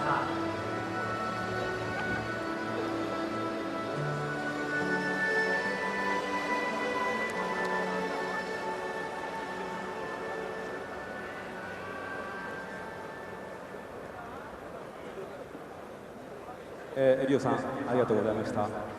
それではここでもう一人特別なゲストを紹介します。いよいよ日本で試合が決まりました。アメリカンプロレスの大王ビル・ゴールドバーグ。Come on, Okay, Kancho is now announcing the man that was with us briefly in our broadcast booth. Here he comes into the ring, and man, this guy's really famous. Bill Goldberg is really famous in Japan. Yeah, when we were shooting the intro, the people didn't want to stop shouting. They needed extra people to say to the audience, please be quiet, we're shooting an intro here. Everybody was screaming, Bill, Bill, Bill. Not only is this crowd in appreciation of the spectacular champions from Pride and K1 and all around the world, but they're also appreciative of this man, one of the true sports personalities of America, a phenomenal athlete. He came up playing pro football for the Atlanta Falcons, and Bill Goldberg is just a real nice guy. It's a pleasure to have him here at this event. to really bring all eyes in the sporting world on Japan here at National Stadium for Shockwave. Goldberg, funny guy too. Yeah, he's very funny. I think we're going to have a lot of fun tonight too. After the whole thing is over, we met him now like 2 hours, and of course he was in a lot of meetings and everybody's pulling on him. But I think after the show, it's going to be a lot of fun. Oh yeah, because he's a huge fan of mixed martial arts. He says he's watched every UFC, every Pride. He's just a consummate professional. And, you know, I'm wondering if he really is into the training too. He is. He actually, I hope I can say, he told me that he wants to come and train with me. He really wants to go in. Okay, here he is. Listen to this crowd, man. Come on, Legato.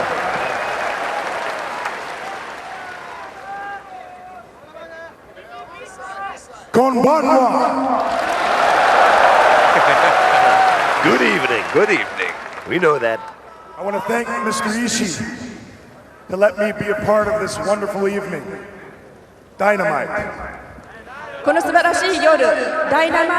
that is the title here in Japan, but you folks at home are seeing it as Shockwave. I'm very proud, Disregard it. very honored to be here in Japan. Looks like a great big giant box rooting to me. Nothing against Bill, but I'm better looking. I gotta watch out. Friday and Saturday at the Budokan, Goldberg is back. 金曜日と土曜日、武道館にてゴールドバーグが帰ってきます。I hope the Japanese fans appreciate and admire my work. 日本のファンの皆様が私の試合を楽しんで、そして私の試合を誇りに思ってくれたら良いと思っています。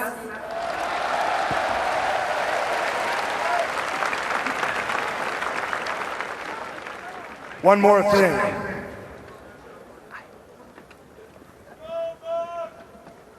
Who's next?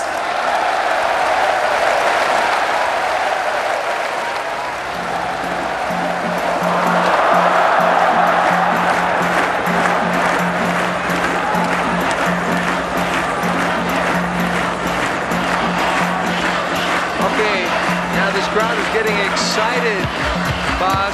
Oh, they should. Because they're getting excited because Inoki is going to be making his entrance. Now look at this. We're in this complete park. Look at this sky. Look at the sky, folks. Look at the sky. Because up above National Stadium. I hope he doesn't land on me. He's going to be jumping out of a helicopter. It's a parachute. I see a parachute there. There are more parachutes everywhere. I tell you, Inoki, he's crazy, man. He's gonna parachute on a summer night. Summer Night Madness here in Japan. Oh my God, and the wind, there is a lot of wind here. I don't know if you guys see it, but look at the shirt. Yeah, it's definitely cooling me off. There's a lot of wind, so this could be very dangerous. Over there. Oh, and where is he gonna land? We get the wires here. Look at this! There he is! Look at this! It's oh my God! Oh my God! Whoa! He landed in the middle of the crowd. No, it's an open space right there. Open space. Wow! Oh, this is unbelievable! What a wild! Another one! Look at this one there! There's another one. Whoa! And we're having fun. We're having fun here at Shockwave, folks. Look at this! Look at the picture on TV! Inoki is coming down. We can't see it on TV here, but now they show it. Here it comes. That's Inoki. That's a close-up on him. What a wild man. And they go fast. If you people at home could see how fast those pins flying in there, and there's another one coming. It's spread out, it's like, oh, he's not gonna make it. He's not gonna make it. This is absolutely wild. No.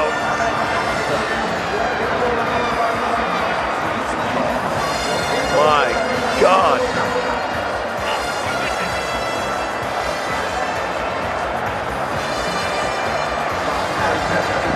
So, boss, do you want to hear something really special? We thought there's Inoki there. Okay, Inoki's coming in for a landing. Now, I'm going to tell you folks at home something that I'm going to have to repeat later in the broadcast. We thought there were going to be 70,000 people here. In attendance tonight, 91,107 people. Here he comes. Inoki! Inoki! He's coming down! Oh, guys, there he is! Way up there! What a wild man! He's got a camera on him up close. He's hovering somewhere over the rainbow, way up high above the National Stadium here outside Tokyo, Japan. Gonna make his plunge. Here he comes. Oh! This is unbelievable. All 91,000 people are on the edge of their seats. Here he comes. Antônio Inoki into the landing. Unbelievable. There has never been anything like this. Wild, wild man, that Inoki. Is 60 years old. A 60-year-old Wonder Man, Superman, in front of 91,000 people here at National Stadium. This is Shockwave, folks. There has never been a show like this thus far in the history of the martial arts. Inoki jogging up. And you know, when he gets into that ring, boss, we're going to break our eardrums. There's one thing for sure. He's going to be with the NCC. And look who, at ringside, one more time, Bill Goldberg is in the house. What's up, Bill? What's up, gentlemen? This time I'm not sweating profusely because I didn't have to run down, so have a good time now. You think Inoki is sweating right now, having run from the landing field? Yeah, I'd have to say Inoki's pretty crazy to be doing what he just did. So. Yeah, well, but that's why he's Antônio Inoki. Exactly. You got to admire him. Yeah, no question. I mean, growing up wanting to be a professional wrestler, he's the man in Japan. There he is. Listen to this crowd. And I'm sure Inoki's got a lot on his mind. Oh, yeah.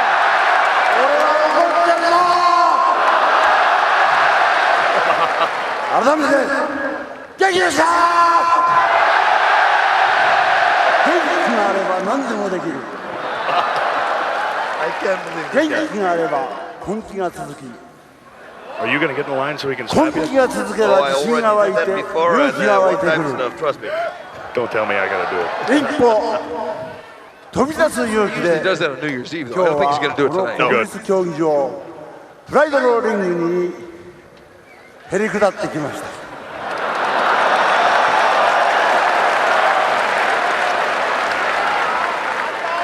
最高でした。東京の夜空は綺麗だった。Well, I'll tell you guys what.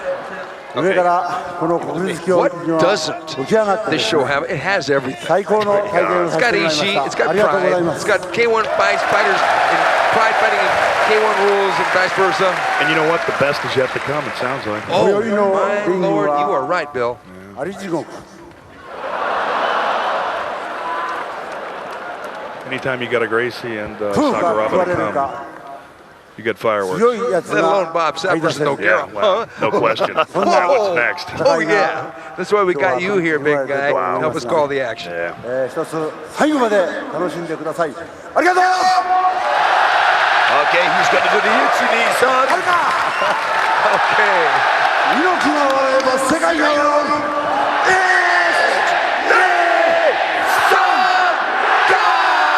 Oh,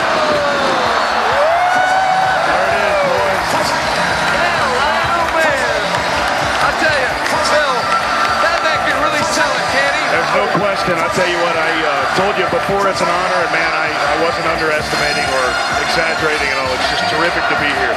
Not to mention being with you guys.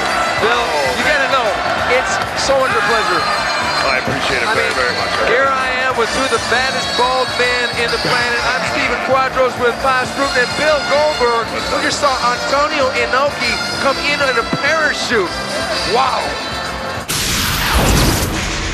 I heard you big fan of the this kind of match. Big time, yeah. That's why I'm here. That's why I'm here. It's an honor to be here. You know, just to witness it, let alone be a part of it.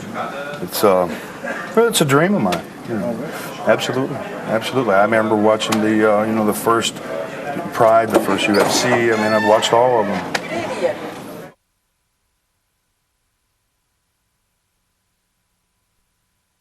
Listen to your boys. They know. Got the best in the business right there. Listen to your boys. That's all I can tell you, man. Don't listen to me. You know me. I want to go in there and rip his head off right at the beginning. It's the worst thing to do. Yeah. Just revert back to what your boys have been telling you, man, because they're the best. Yeah. Most definitely, man. You know, got you support. Well, hey, I'm always in your corner, bro. Yeah. Show them, reinvent the ground and pound into the pound and pound. Yes. Show us tonight, man. That's right. Please. I don't know if I can get the spear off in there, but no need to. when you got a meat hook like this, you don't need a spear, brother. That's right. That's right. Great. Bob, you got to shave your back, man. He was up to 450 before. Whoa. Cut. Huge. Can he move?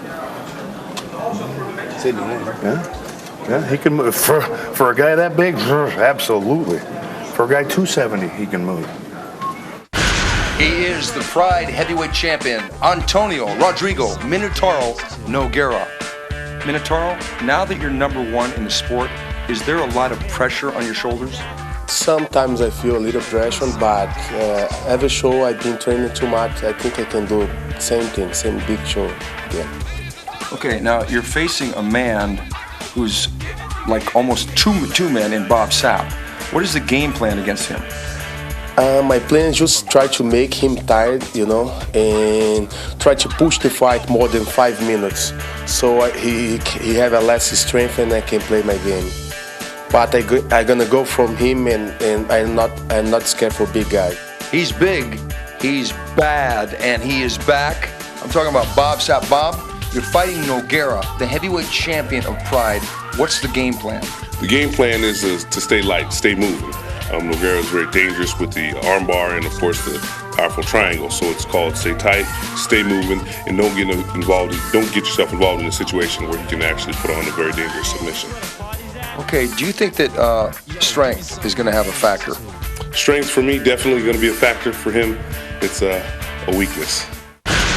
This fight is going to be a lot like a comic book, because when you've got a guy the size of Bob Sapp in the ring with arguably the greatest fighter in mixed martial arts, anything is going to go. I don't know what's going to happen in this fight. Is he going to pull a green mile on us? If he's on top of Nogueira, he's going to show, I helped him. And he goes, and all these things coming out of his mouth. Is he going to do that? Is it going to work? You lost your mind. I know, but you completely lost your mind. And you know what? That's what it's going to take for Bob Sapp to upset the Pride Heavyweight Champion in this non-title fight, because he's going to need all his resources. He's got the strength on Nogueira, but technique, he would even admit that he doesn't have the technique on that man from Brazil. No, he does, but he's got a lot of stamina. He came in with a better stamina. He lost some weight. I don't know if Nogueira's going to trip. Bob Sapp is going to land on top of him and he's going to sledgehammer him down. Everything can happen. He can get caught, but he's been training with George Barnett, and George Barnett, trust me, he's been attacking him with triangles and arm bars for sure. Can you tell me about how this man is progressing? You know what? The thing is that Bob has never actually had to display his full arsenal of skills, because his fights have lasted, all of 20 seconds? Well, the last one was 11. So if this fight presses on, I think that not only we're going to see that Bob can knock people out, but he can submit them as well, and he's got even some more tricks up his sleeve than just that. Just when they asked me to fight against him, and I'd like to ask them, like, can I train with him before, because I never trained with a guy that big. But it should be a good show,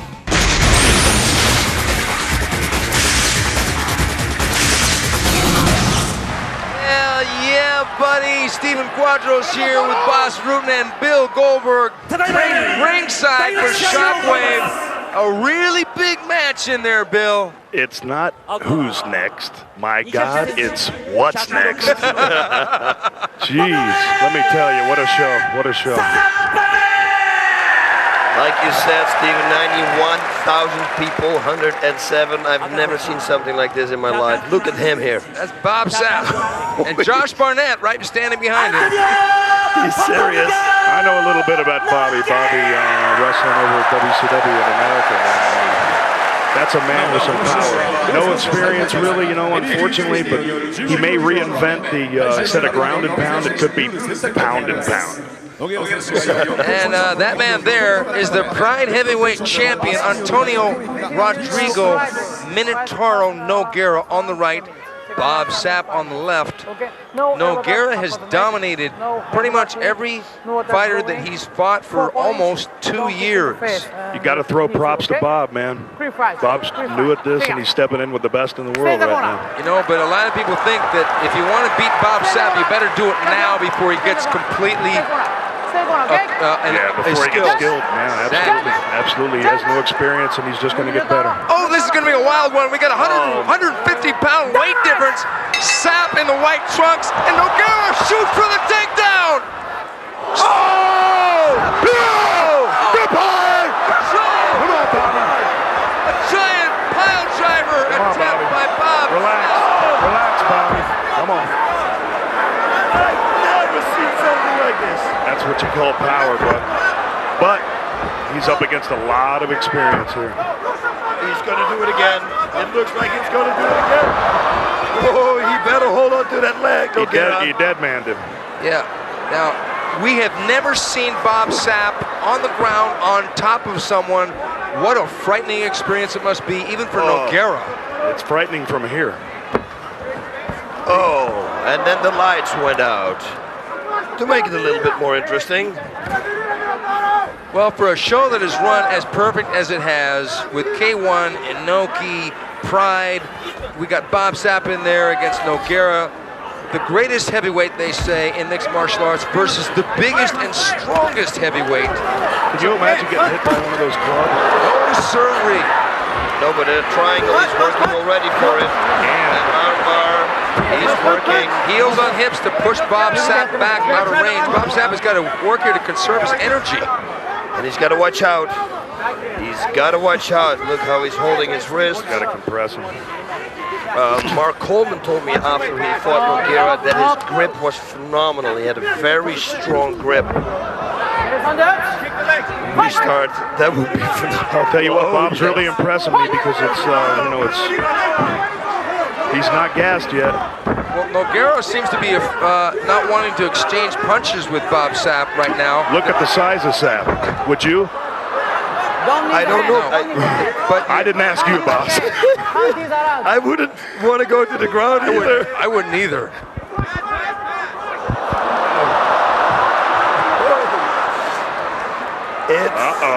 It's Sapp power with the everywhere. submission. Look at that. Bob Sapp on top of Nogueira again. We know Nogueira can be dangerous from the bottom with mortal men, but Bob Sapp is just a little bit different than most fighters. Yeah, I've seen Bob Sapp at about 450 pounds with abs, so that's a different person. Oh, look at those sledgehammers. In some ways, someone could say this isn't fair. You got this giant. Well, you know what? That's what makes Pride so cool, because you got contrasting styles. You got different guys. You got K1 guys against the Pride guys. A kick by Bob Sapp. Oh, Nogueira trying to tee off on Bob Sapp's head, but he didn't catch the chin. I think it's really... For Nogueira, that may be the best place to be. I think so too. Bob is getting winded here. He's breathing heavy. This is Nogueira's time now. I think Bob Sapp may be regretting the fact that he came out in such a blast at the beginning of this fight, because the longer this fight goes, the more it will favor Nogueira. Absolutely. Look at Nogueira now. He's getting confidence with the striking. Because, you know, the reflexes, if you're tired, your reflexes are going down to the ground. There we go. Nice combination, the left-right. Nogueira shooting another double, but not getting it. Sapp on the bottom again. Beautiful. Nogueira on top for a change. Inside mount. This is where Bob could be serious. He's going for an armbar. Look at this. It's like armbar and a red hook. Exactly. I don't think this is the time. Look at Bob Sapp. He's not going to stay down. It's going to be really hard for Nogueira to keep Bob Sapp down. Absolutely. Only fatigue. Experience Nogueira is. You got to be unbelievably strong to keep that man on the ground. Unless he's gassed, which it looks like he may be. And Nogueira looks so relaxed. Now the trick is here, folks, that the Pride rules stipulate that the first round is 10 minutes. That's going to be a long 10 minutes for Bob Sapp. No question. Yeah, because we got 5 minutes and 40 seconds left now. That's more than half. Bob Sapp on the bottom. First time we've ever seen Bob Sapp on his back in mixed martial art competition. There's a doctor check here. I don't know. It's Bob Sapp. Oh. We got a little bit of a cut here. It doesn't look like it's going to interfere with the fight. It's a pretty good sized cut. Well, it's to the side of the eye. It's on the side. It looks like we will be able to continue. It's to the side of the eye. It won't affect his vision. But this rest is doing what for Bob? It's energizing him. Absolutely. It's really going to energize him. Strategically, Nogueira has weathered what Bob Sapp has had so far. But what we're going to see is how Bob Sapp can weather what Nogueira's got in store, because at the end, right before the cut, Sapp was on the bottom, and he started to eat punches like that left hand. Oh, God. This has been nothing short of an astonishing match in that Bob Sapp seized the initiative at the beginning and used his power and strength, but Nogueira seems to be turning the tables at the moment. I'm kind of surprised Nogueira survived that power bomb. Whatever you want to call it. I thought he killed him. Yeah, absolutely. You can kill somebody like that. No question. Yeah, Nogueira probably posted his arms and blocked the fall so to avoid the head trauma. And I'll be honest with you, I think that played a lot into Bob's game. Look at this. That's power. That is nothing. I don't care how much experience you have, you cannot overcome that kind of power. If Bob Sapp beats Nogueira, it's going to send a clear message to all the heavyweights in mixed martial arts. Watch out. He's got his back. Nogueira's giving his back to Bob Sapp. Don't really. Eating punches by the giant. Nogueira got nipped by that punch. He's got to make sure that he doesn't give him that arm. Sapp jumping up. Pulling a Sakuraba there. If Bob Look at this. Bob Sapp wanted to be. Don't do it, Bob. Yeah, that would. Bob Sapp. Blasting away at Nogueira, going for a key lock. Don't kick in the head. You know, Bob could just lay there for a couple more minutes and recoup a little bit. Absolutely. And that's what he's doing. Look, he just takes the arm and goes for it. And I mean, you can be a technician, but against a lot of power, it's what you said, Bill. I'm sorry. What you do. Absolutely. We're watching something here in the best heavyweight in the world being manhandled by a monster. Exactly. That's not just a normal person in there. Let me tell you, standing next to him, being in the ring with him, that ain't a normal person right there. But it does send a message. It sends a huge message out there. Huge message to every heavyweight. Be on notice. The better I get, Bob Sapp saying this, the more trouble you will be in. In a way. Look at this, though. He's got it. Now, Sapp, real smart, standing back up. Sapp puffing and pumping. And doing everything he can to take out the champion. But this has got to say major props to Nogueira's chin. Nogueira's got a box here for him. Bob's got to relax. Got to relax. Stay away from those hands. Yeah. Nogueira's got to shoot his punches straight. He can't hook the box out. Uppercuts to the head. Yeah, well, I'll tell you what. Bob may throw him, back to the States. Yeah. Kicking the body, okay? Kicking the body. But let me tell you one thing. Nogueira is one hell of an ambassador for this sport. Big time. No question. Make a fight like that, it's like having a big Japanese guy on your neck because that is the weight difference. Yeah. They call this show Shockwave, but I'm sure inside Nogueira's head he's thinking nightmare at National Stadium. I'll tell you what, to every heavyweight. Good right hand by Nogueira!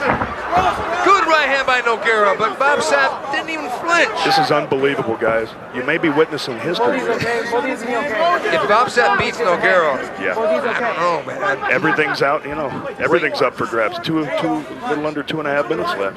Rainy knees. That's what Bob Sapp should do right there. He's throwing him around like a rag doll. Yes, he is. He's got to watch out here. Leave an arm in between two legs from Nogueira.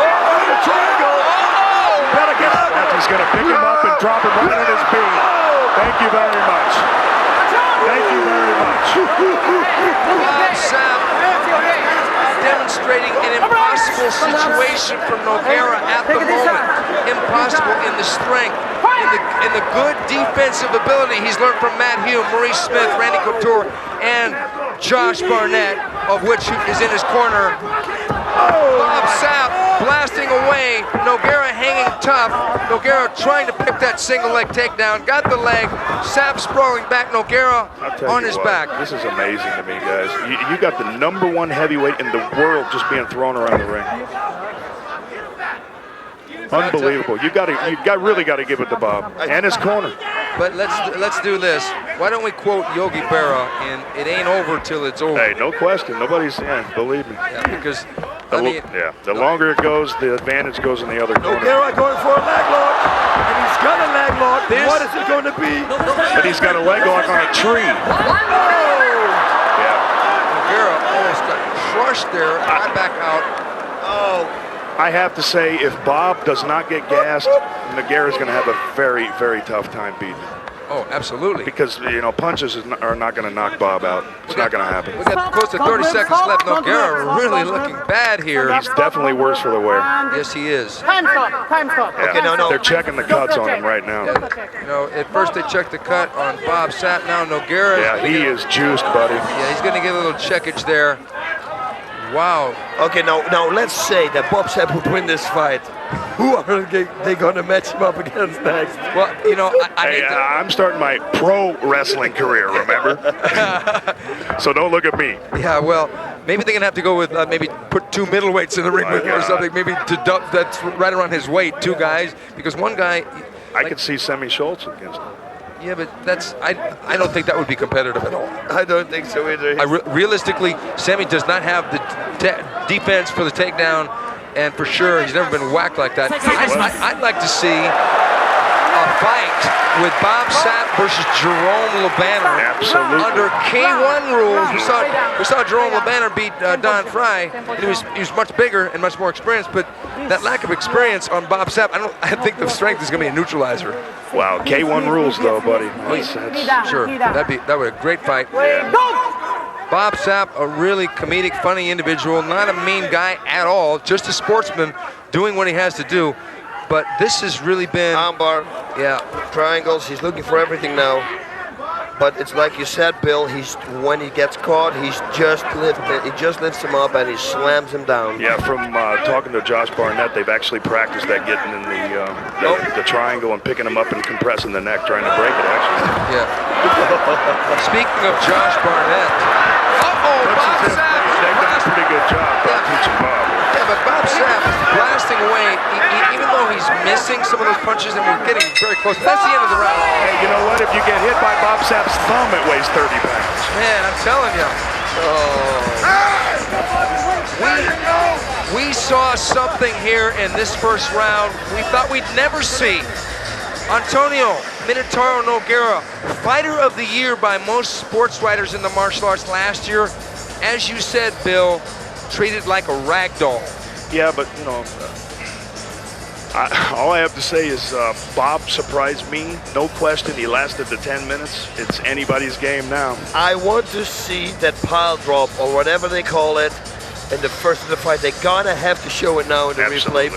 Please, if somebody from from the crew can hear me, show us that thing, because that was amazing. Bob Sapp getting instructions from Maurice Smith about stand-up. Josh Barnett with the blonde hair speaking on Nogueira's corner.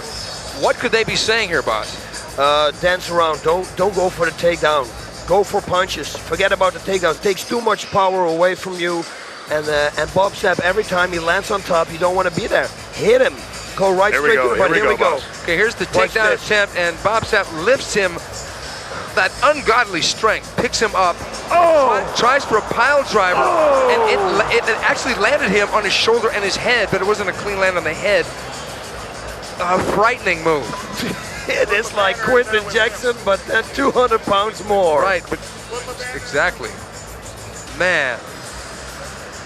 Bob Sapp blasting away, trying to finish things from the guard of Nogueira, punch after punch, some of those landing, but most of those being blocked or moved. Nogueira doing an excellent job to move his head on the bottom.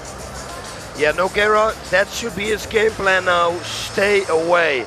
Stay away from everything. Move around. Don't go for a takedown only when you exactly know 100% you're going to take him down and get on top. Otherwise, forget about it. You know, the couple-minute break was good for Bob, but even though it's an outdoor stadium, I don't think there's enough air in the world to fill his lungs back up. Yeah. Nogueira clocking Bob on the chin. Nothing happened. He hit Bob twice with that straight right, and that knocked out Sanai Kakuta flat in Nogueira's last fight. They obviously told him to stand up with Bob, but now Bob is blasting him with a left jab, which almost sent him out of the ring. Oh, this is not a good position for Nogueira right now. If Bob starts, kneeing, I wanted to say, then it could be very bad. Maurice Smith, one of the best cardiovascular trainers in the business, trains Bob Sapp, and if Bob Sapp's cardio is there, this is going to be a really tough battle for Nogueira to overcome. Absolutely. And you know, to be honest with you, Bob has nothing to lose, man. He's already proved that he can stand 10 minutes in there with the toughest guy, one of the toughest guys in the world. It's just a matter of time before Bob Sapp becomes more experienced. Let's say he loses to Nogueira tonight. As you said, Bill, he's already made a statement here. If he loses to Nogueira, gets a couple more fights. Nogueira even said to me that it was just a matter of time before Bob Sapp learned the skills and became unbeatable. They got to make, like you said before, Steven, a different kind of weight class. Yeah, the elephant division. Who else can be in it with him, though? Yes. Well, Tom Erickson. Tom Erickson would be a good fight. Absolutely. Tom Erickson, Semi Schilt would on height, but Semi Schilt doesn't have the body mass. Unless he gets it totally locked out, the triangle may be the worst thing. There we go, there we go. There we go, and he's got to better make it tight. See? And he does it, do it again, do it again. He's got it. He's going to go against it. He's got perfect position, but he doesn't have the foot locked over because Bob is so big, he can't get his legs wrapped around, and Nogueira is very There you go. Now, Bob's bad position. Bad position for Nogueira. But Bob Sapp doesn't seem to be too fluent at throwing knees. Maybe his Nogueira here. Bob Sapp. Bob is gassed. Bob is really in trouble Bob here. is seriously gassed now. Okay, Nogueira probably is going to go again for the triangle. Yep, he's consistently doing it. And trust me, somebody who's persistent, he's going to get it. And no question that every time he gets him in it and he picks him up, he expends a lot of energy. Yeah, because even though Nogueira only weighs... Look at this. He's going for a figure four. That's crazy. That's crazy. But, that's what he knows, and maybe if Bob Sapp gets tired, his fatigue will betray him. Bob's huffing and puffing there. He should turn him now. Yeah. Nogueira should turn him now. It's not going to happen like that, guys. I'm sorry to tell you. He should turn him like this. Nogueira going to get on top, and it's going to be hard to get him off because Bob Sapp is losing gas here. But he got right as soon as I said that, Bob Sapp proved me wrong, flipped Nogueira right over. This is totally against the grain, guys. We got to throw everything out the window with this one. This is a one-man army. This is 10 guys in one guy's body versus Nogueira. Triangle again. He's going to take all the power again. Bob working to pass the guard, passes the guard, but Nogueira is going to keep bringing that leg back. Nogueira in position to be kneed, but Bob Sapp. Look at this. Nogueira is Bob's gassed. He's got to last a minute and 30 or... Nogueira is so wily at getting off the bottom. Bob doesn't seem to be doing too good here. Here's the experience. Here's the experience. Here's the cardiovascular. Cardiovascular, that's what it's all about here. I'll tell you what, part of a champion for Nogueira. Big time. Like I said, he's a terrific ambassador. I spoke with him in the back. He's going up, boy. This guy's going up. This may be trouble. This is not good. Nogueira just needs to wait. Unbelievable, guys. Absolutely unbelievable. Unbelievable. Antônio Nogueira has Bob Sapp with an armbar. Wow, this is outrageous. This was a miracle. This was unbelievable. This was a better fight than Heath Herring versus Nogueira. Nogueira came from behind to beat the monster. Oh, who is that? Who can beat Nogueira? No one. Nobody can beat Nogueira. This made this man a living legend. A living legend indeed. Bob Sapp took care of Bob Sapp really took care of business early on. Nogueira weathered the storm, never lost sight, and took care of it. Wow, Nogueira, unbelievable. I am practically speechless. 91,000 people blew out their vocal cords. It was 4 minutes, 2 seconds of round 2. Armbar tap out. What a phenomenal fight.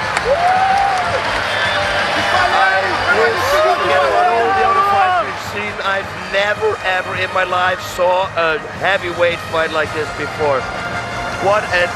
The respect I already had for Nogueira, it at tenfold, it times 10. Unbelievable. There have been some great heavyweight fights in the history of mixed martial arts. Pedro Hizzle versus Randy Couture won in the Ultimate Fighting Championship, but especially Antônio Nogueira versus Heath Herring in Championship Chaos. But this eclipsed those. This was one of the most dangerous, the most dangerous guy in this guy, Bob Sapp. This guy is beyond dangerous. It's like you said before, Steven, if he fights 5 more fights and he gets ring-wise and he learns more submissions, there will be nobody who can beat this guy. Man, I am blown away. I tell you one thing, let's put it easily, let's put it simply. Antônio Rodrigo Minotauro Nogueira is the man. He's got, no other words. More than On this fight, I could prove I am the best heavyweight in the world now. He said it. He said it.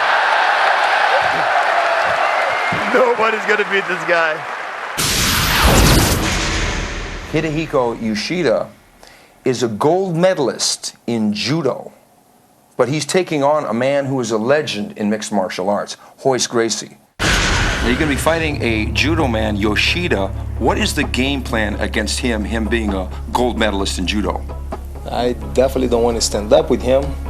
I want to bring the fight to the ground or try to exchange firepower with him. His stance throws. What is it going to be like fighting out in the sun, outdoors, in front of 80,000 people? The sun, I come from Brazil, don't mind. 2 guys wearing gis, going with limited strikes. As a matter of fact, there's no striking to the face, boss. No striking to the face, only striking when they're on their feet and to the body. But if Yoshida is going to bring his gold medal, he might choke him with it. So I don't know if that's allowed. I am here with a man who started it all.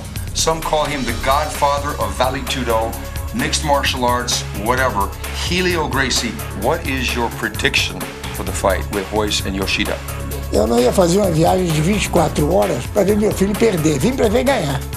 You look like you're in shape. Are you going to have a rematch? Não, mas se trouxerem um velhinho da minha marca, eu pego qualquer um. Yoshida is bigger than Royce Gracie, but I don't know that that's going to be a factor in this because Royce has been to the big show. He's fought in Pride before he fought in the UFC. He was three-time champion in the UFC. Yeah. So I think he may have the edge in experience, but when they go to the ground because of submissions, this fight could very well be a draw.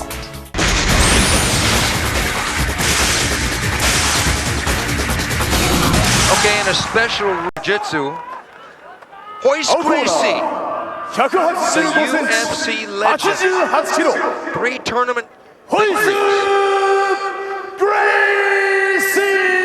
His biggest victories in mixed martial arts were against Ken Shamrock in 1993 and Dan Severn in 1994. And he's going to be facing from Japan, Yoshida Hidehiko Yoshida. Who doesn't have a game face on, it looks to me. He's the 1992 Barcelona gold medalist in judo. But Royce for sure is not going to play a throwing game with him. He's going to go for a clock choke, I'll bet you. I'll bet you, bottom dollar, same thing. Yeah, because I think Royce is going to pull guard and go for the choke right away. Royce weighs about 186 pounds. This guy weighs about 225. But I don't think weight is going to be a factor. There is striking to the body and to the legs standing up. No striking whatsoever in this match to the face, whether on the ground or standing. Royce goes in for the clinch and pulls guard, as I thought. And Yoshida on top of Royce Gracie. They will use their jackets. There is no striking at all when both men are on the ground. In this special rules match, if Yoshida were to stand up and Royce Gracie were to be on the ground, they can punch and kick as long as it is only to the body and legs. Yoshida looking pretty good here so far. Royce going to look for a leg lock here. Yoshida looks like he's going for that clock choke. They're going to use the gis against each other. Yes, one should have worn a black gi. Oh, look at this. Royce trying for the arm bar here. Or is he going to go for a leg lock? He got 2 options. Knowing Royce, yes, he's got a lot of options. Well, knowing Royce, he did say he was not going to wear deodorant in this match. Oh, yeah. And he was going to eat a lot of onions so that this heat, and it's hot outside, folks, would be a factor and maybe making him want to tap out from just who knows what. He also said that Yoshida is no Superman and he can get his arm broken like everyone else. Hey, he's right there. But I would always be careful with things like that, saying things like that. But, you know, he's very comfortable from his back. Look at this. Yoshida seems to be fighting defensively here. There are no judges in this fight. It is scheduled for 2 10-minute rounds. And if it goes the distance, it will be an automatic draw. So far, we've seen Royce Gracie more active from the bottom. Yoshida seems to be taking his time, conserving his energy, waiting for the opening. Yeah, it's difficult to see from here, especially, like I said before, they're both wearing a white gi. It should have been better if one would wear a black gi and the other white, so we really can see what's going on. Here we got some action going. He's going for a leg lock. He's going for a leg lock. He's really trying for that leg. And he may, because of the gi, have a better chance at it. Yoshida can apply now a toe hold if he wants. Yoshida has fought over 1,000 judo matches. Whereas Royce Gracie, as we said before, is a 3-time UFC tournament champion. And his mixed martial arts record is 12 wins, 2 losses, and 1 draw. His first loss being a forfeit to Harold Howard in UFC number 3, and his second loss being to the great submission master from Japan, Kazushi Sakuraba, who is fighting later tonight. Yes, he should just push his foot down. Royce's right leg, he should have just pushed Royce's right leg down, and that could be their toe hold. 91,000 people here. Shockwave National Stadium in Japan. And don't forget, folks, to tune in October 13th on pay-per-view Beasts from the East 2. We're going to have Heath Herring, Igor Vovchanchin. Hoy's got a leg lock. He's pulling it. It's an Achilles tendon pull. So, and he's going for a toe hold. I see. Heel hook. He's going for a heel hook. He should roll it over into a knee bar if he's smart. The referee is looking at Royce with the infamous words, "Do you give up?" Yeah, but Royce has got the Achilles tendon pull, which is not a real good submission. Looks like Yoshida might. Royce is going to push his way out probably. Yoshida actually has his foot now real tight from Royce. If he will bridge Royce exactly the same position, he could now crank his ankle in this position, especially with the gi. The foot's not going to slip out, so Royce, that might hurt. Yeah, Royce is going for a little bit of a ankle lock himself, but Yoshida has almost slipped out. Gracie in good position here to apply his own submission hold, but... Yeah, he should go for a heel hook now. He should try to bend the leg of Yoshida and then go for a heel hook instead of this. Oh, look at this, boss! It's a lot of power, I know, and it's behind, but it's not a real finishing move. Although with the gi again, you know, you can't slip out, it could be. Or when your opponent would wear shoes, it could be. Well, it looks like they give it up on that, and then they stood back up. Now let's see if either one of them is limping. Battle of the leg locks here at National Stadium. Hoist with that stomp kick. We're not going to really probably see any strikes that'll do that much damage standing up. This is going to be a submission wrestling match. Yeah, I think so too. I'm pretty impressed with Yoshida's defense on the ground so far. He looked real calm, real relaxed. And you know, the craziest thing is, from Jiu-Jitsu and Judo, we don't know leg locks, and here they're both going for leg locks. Yeah, Hoist pulled guard. And Hoist getting up, looking for that clock choke on Yoshida, but Yoshida's got his hands around Hoist's gi right around the neck too.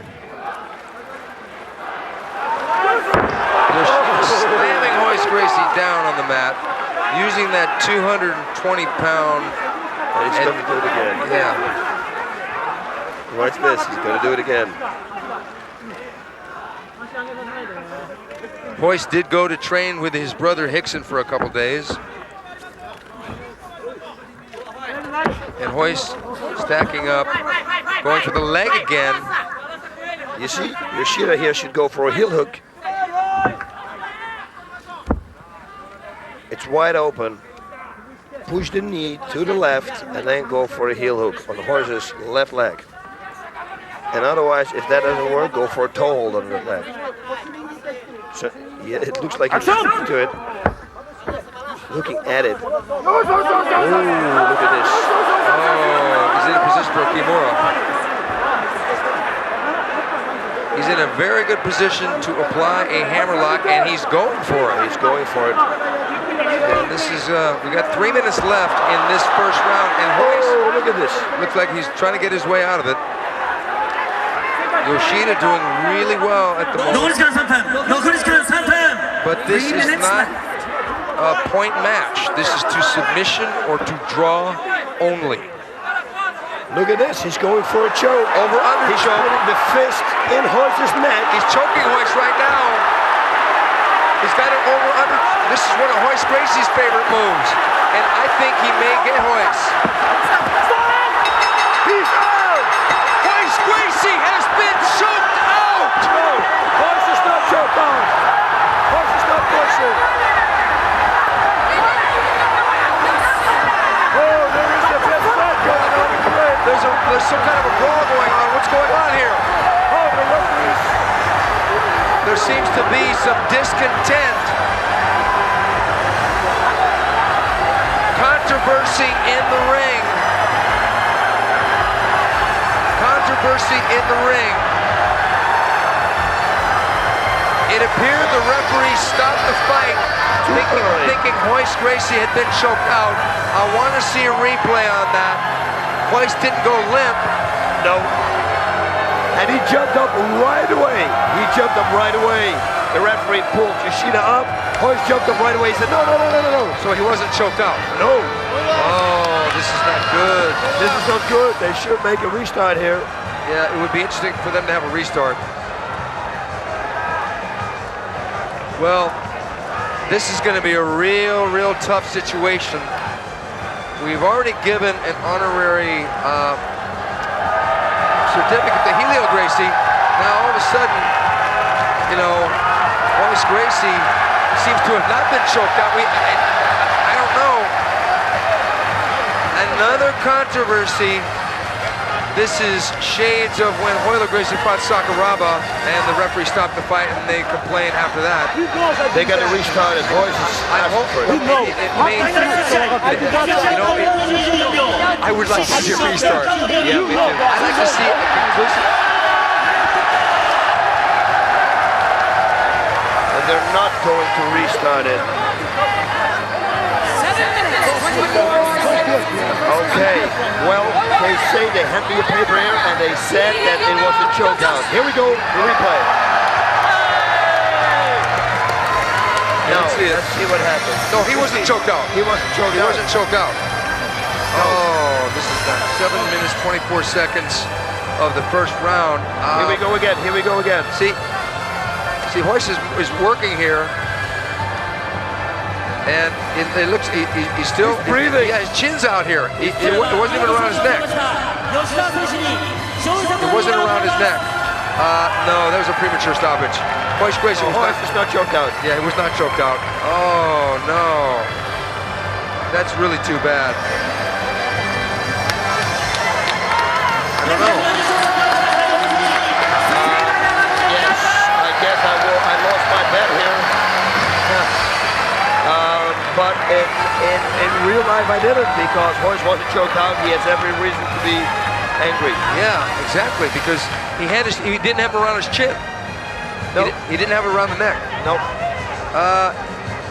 An erroneous situation here. I'm sure Yoshida will probably have pride and not want to settle for this.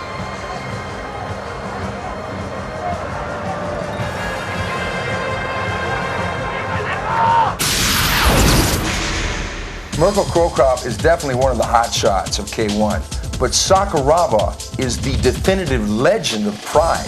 And one thing I really like about him is when he comes into the ring, he's totally unpredictable. But Mirko, in some ways, is predictable. He's going to throw that left kick. He's going to avoid the takedown. What do you think? I think so too, but I think that Mirko knows that Sakuraba knows that. So is he going to do it? God knows he's going to attack him now with a right kick or a right punch. You never know with this guy. What we do know, like you said, Sakuraba is working his way around. He sets up with very strange things, double karate chops. He tries to throw his opponent off his game and then goes for a submission. It's a very difficult call. Very difficult fight. I actually think that this is fairly simple to call, unlike Boss. I think that Sakuraba is definitely going to take Mirko down. Mirko will be dangerous. That's true theoretically.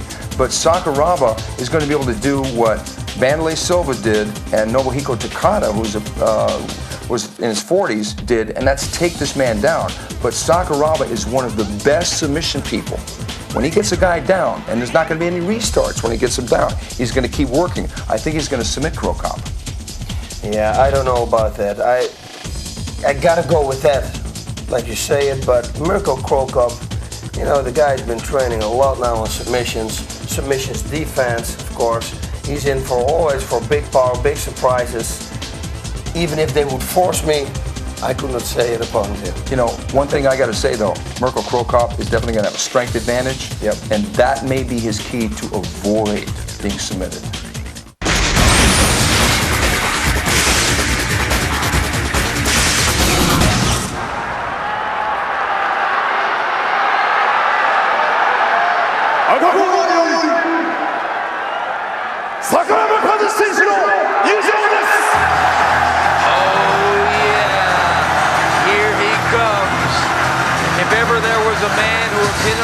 The fighting spirit of the Pride Fighting Championships. It's this guy, the submission genius, Kazushi Sakuraba. And look at this. He is back. Oh, yes. Look at the mask. And we don't know if he's under that mask. Yeah, that might be somebody else. No, you know what? That's him. Yeah. But look, what's the guy? Spray cans or what is this? No, that's him. That's definitely him. Isn't that the man from, didn't we see that in Pulp Fiction? No, I think it might be from Road Warrior though. Okay. Or maybe something. It looks kind of kinky actually. Trying to try everything he can to get into the head of the people here, the 91,000 people, and also into the head of Mirko Crocop, his opponent. This is the crescendo of what has been an unbelievable event. Earlier, Josh Barnett stepped in and it wasn't even planned and challenged Nogueira after Nogueira beat Bob Sapp. So we got a lot of possibilities in the future here, but this guy has got to take care of business right now. Sakuraba coming into the ring here at Shockwave.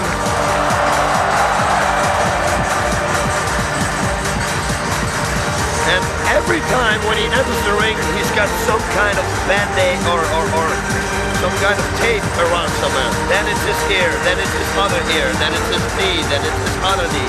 And now he's walking again. It's like a Lucky Charm thing for him or something. It looks like that. Exactly. It could be a good luck charm, although maybe I think that knee is more than a lucky charm. Maybe it was an unlucky charm. Yeah. He says that his shoulder, which was dislocated by Vanderlei Silva in the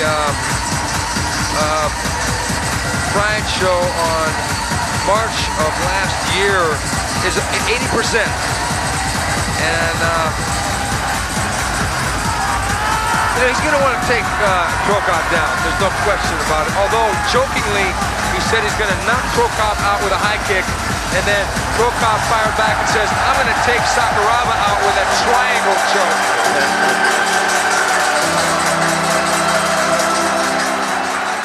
Now, the moment where we have been waiting for. 本日のメインイベント第8試合を行います。青コーナー188センチ98キロメルコMirko says he feels no pressure and that Sakuraba is a tough fighter, but that he is physically stronger than Sakuraba. 180センチ87キロSakuraba Kazushi Sakuraba, look at this crowd. You know what? He makes his comeback and he picks an opponent. I gotta tell you that. It's not an easy pick here. He's been laid off for almost a year. And then, okay, let's fight Mirko Crocop. I don't know. That says something about his spirit, fighting spirit. Okay, this is Pride Special. Actually, Vanderlei hurt his shoulder. It was November of last year and not March of last year when they hurt him with that body slam. But as I said before, Sakuraba says that the shoulder is almost completely healed. This will be fought under special Pride rules. Everything is legal except for the only thing is different is the time. It will be 3 5-minute rounds rather than the customary 10-minute round followed by 2 5-minute rounds. Sakuraba versus Crocop. As you said before, boss, this guy always seems to bite off. Not more than he can chew, but he doesn't take easy fights. And he shoots immediately for the takedown. Crocop following out with a 1-2 combination. Crocop shooting again. And Crocop with good takedown defense. He defends it real easy. Because he expects it. That's what Sakuraba should do. He should try to throw him off. But I think Crocop, after his last match against Vanderlei Silva, he learned his lesson from that. He's going to be ready. He is ready. I think Sakuraba wanted to show Crocop, here's a couple takedowns, and he's got something he's going to be tricking him with. And this is the perfect thing to do, what he's doing right now. Yeah, kickboxing him. Stay on the outside. Oh, good right hand by Crocop. And Sakuraba tries to seize the initiative. It is Pride rules, so those knees to the head on the ground. Sakuraba keeping an eye on that knee. But Crocop wants to get out of this position. Yeah, you don't want to throw the knee. It's kind of dangerous because Sakuraba's going to grab it. Yeah. And then he's going to go for the single leg. He should not knee now. If he does, oh, that's a smart thing to do. Ooh, Crocop is fighting a very smart game here. Of all the K1 fighters that have a real good shot at making a dent in the mixed martial art world, it is this man, Mirko Crocop. Sakuraba faking the overhand left, trying a right uppercut, and Crocop nodding to him. We haven't seen that big left roundhouse kick of Crocop, but Crocop is bullying Sakuraba around. Oh, and another one there. Sakuraba's eating a few punches. Yes, he is. And Crocop tries the left low kick. Sakuraba slow on the grab. 2 minutes passed in round number 1. If Sakuraba wants to move, he's got to get him on the ground now within a minute. So he's got a little time to do something on the ground, to do something with the takedown. And hard left roundhouse kick to the leg of Sakuraba, and he's getting kicked in that leg that's all taped up. And Mirko going there again, and this is going to really pay dividends towards Mirko, because if Sakuraba gets really, really sore on that leg, it's going to take away his shot. Absolutely right. What a good score. Man. Do you think he's been working on the Bossrutan mixed martial art workout? Ooh, look at that combination there. Left hook, right straight. Oh, look at he faked the takedown from Mirko. A right high kick. We haven't seen that yet. Ooh, these low kicks are hard. Yes, they are. And you see at the reaction of Sakuraba that they're hurt. Now he's got to go for the takedown, and he doesn't do it. Oh, he's got the leg. He's got the leg, and he's going to get the takedown. Oh, he's got it down! He's got it down! Sakuraba on top of Crocop. A little less than 2 minutes left. And this is not what Crocop wants. We'll see if Crocop panics. He's got a closed guard. He's going to try and lock up Sakuraba's arms. Yeah, and now there's not a lot that Sakuraba can do. If he keeps that guard real tight, Crocop, and keep holding the legs for 1 minute and 18 seconds, the round will be over. Well, Crocop came in at close to 220 pounds, where Sakuraba came in right around 195. So there's right around a 20-25 pound weight advantage for Crocop. But on the ground, that almost doesn't matter because of Crocop's inexperience at dealing with the submission ability of Sakuraba. And Sakuraba pressing down with that forearm and elbow. Yep, Crocop should push it to the side, try to go for a side choke just to set him off. Well, this is the first time we've seen Crocop in a mixed martial art fight without the restarts on the bottom. We saw him at the bottom against Vandalay, but then they scooted to the ropes and they got the restart. But this is under Pride rules. But the round is ticking to an end. So any advantage that Sakuraba wanted to get on the ground is going to slip through his fingers in this, the first of 3 scheduled 5-minute rounds. He's going to do the double chop. Then, yeah! He did, boss! And he nailed Crocop with the right hand! Beautiful! That was incredible! And they're shaking hands. And the round is over. Ding, ding, ding. Sensational first round. Crocop was taking it, and then Sakuraba got him down, did a few things, and Crocop took advantage again. Don't forget, folks, October 13th, Beasts from the East 2 on pay-per-view, including that man in the ring, Kazushi Sakuraba, along with Igor Vovchanchin, Helio Gracie, and Heath Herring. That's October 13th. Pride Fighting Championships, Beasts from the East 2. Now, Sakuraba seems to have taken a lot of low kicks in that round, boss. Is it going to affect him, or were they not that hard? What's the deal? We don't know with Sakuraba. It could be a total setup. Like, I show you that I'm hurt, but I'm not hurt. So you will kick again, and then I will take you down. Sakuraba is unpredictable, so that could well be one of the things. Okay, let me see. Look at this punch. Yeah, that was nice. Now watch this by Mirko. Mirko flips him over. Beautiful. It was like, what kind of move was that? It was a half jiu-jitsu sweep and half judo throw. Listen, Mirko Crocop is very talented. Every time we see him, he's improving tremendously with his ground skills. Like this little thing that they just showed. It's not a real easy thing to do, you know? No, but I would have to say that Mirko Crocop right there in the red and white checkered trunks is a real quick study in the art of mixed martial arts.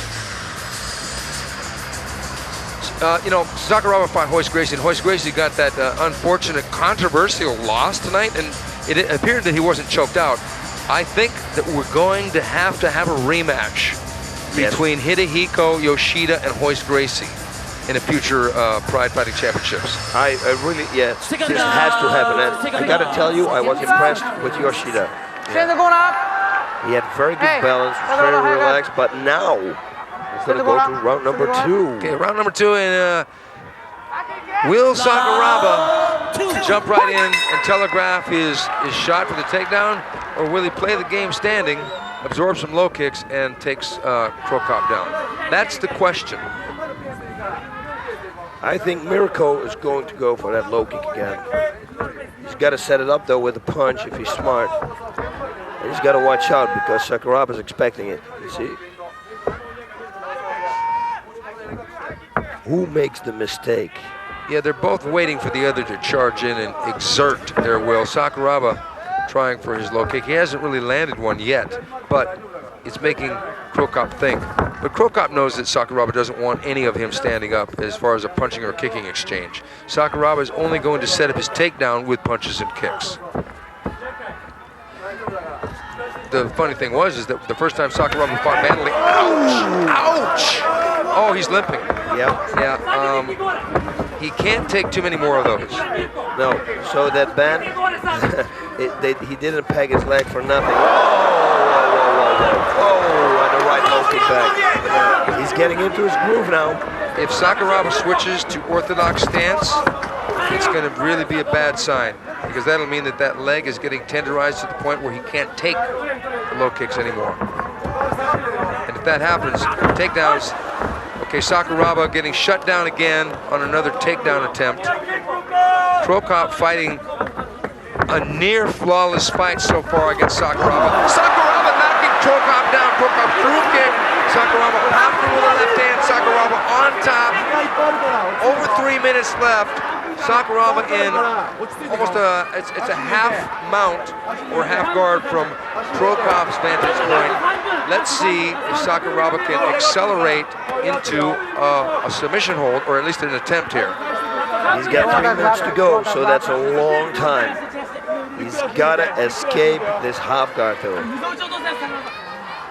Plus, we've got judges in this fight, unlike the Royce Gracie Yoshida fight. We do have judges, so you've got to get busy. Oh, look at this, side choke. Side choke, no way Sakuraba's going to get. If he gets choked out by Crocop from the bottom. Crocop should twist him now to the right, on his back. I don't think Crocop knows what he's got. Crocop, with the strength he's got, could do it. He should grab his own bicep. With his left hand now, he should grab his right biceps and then just pull, twist Sakuraba on his back to the right, and then he's got the side choke. No, Sakuraba's getting out now. Yeah. What if Crocop only would have known how close he was? You never know with Sakuraba. And Sakuraba's going for the key like that. In the first figure 4, I call it. Sakuraba has never tapped out in mixed martial arts competition. He does have those 2 losses to Vanderlei Silva. One was by TKO referee stoppage, and the other one was by TKO because he couldn't continue because he dislocated his shoulder. So I doubt that Crocop will be able to tap him out. He's working on that arm. Crocop, good defense. Crocop almost getting full guard here. Gonna go for a leg now. Gonna go for a leg. Good shots there. Exactly, boss. Good shots from the bottom by Crocop. Sakuraba in the guard of Crocop again. Sakuraba working. Crocop working well from the bottom defensively.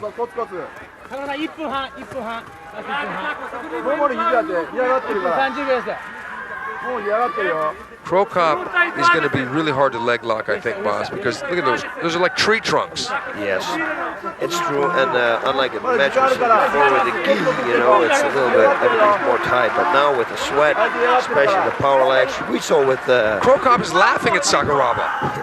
With Bob Sapp and Nogueira, remember that Nogueira had him in the leg lock and that just slammed it down. That could Crocop do right here too. How would you like to be in a leg lock from Bob Sapp? I don't like to be in the leg lock from Bob Sapp. That would be a real pain in the leg. You know what? I don't like to be in the ring with Bob Sapp. I don't think most sane people want to be in the ring with Bob Sapp. Yeah. Especially Nogueira, I'd be probably thinking, I don't want a rematch right now. Maybe we should stop with making the jokes of the Green Mile. Yeah, exactly. Look at this, Sakuraba's bouncing away. Sakuraba grinding away. Ground and pound. Beautiful heels on hips by Crocop. Sakuraba with another shot. 15 seconds left. Sakuraba down. And there's that triangle choke attempt that Mirko Crocop laughingly said he was going to finish Sakuraba with. Sakuraba really getting busy here. Elbowing. Look at this. She's elbowing to the shoulders and the collarbone. Oh, nice. Okay. It's going to be a difficult fight to call, Stephen. Yeah, it really is. Sakuraba really got busy on that last round. Is Sakuraba injured?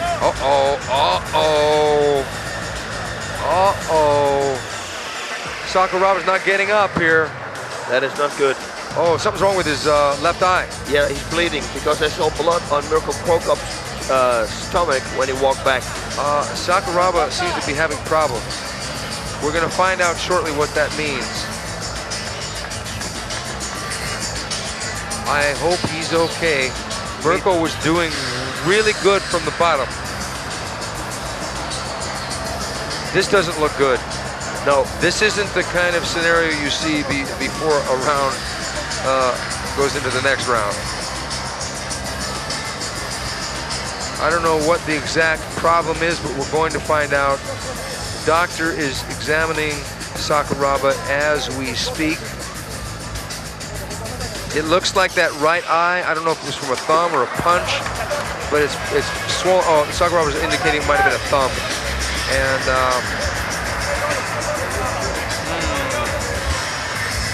please let this not be the end.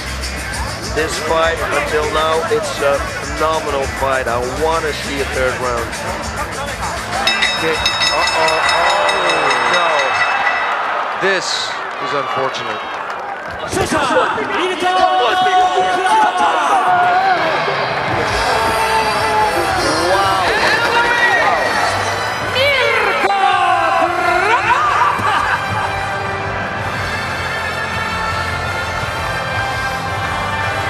Mirko Crocop has won by, I don't know if it was doctor stoppage or referee stoppage. After round 2, apparently Kazushi Sakuraba could not continue from damage to his eye. This is a big win. Wow. Mirko Crocop fought a great mixed martial art match. He was so good at defending the takedown. He was good on the ground. He nearly had a side choke if he would have known how to finish him, but I'm going to get him the boss in the big book of combat, so he will know that next time. ドクターチェックにより眼下底骨折の動きがあり、目の動きが、動いてませんので、完全に右目が塞がってますので、ドクターストップ、ミルコ選手の勝ちとさせていただきます。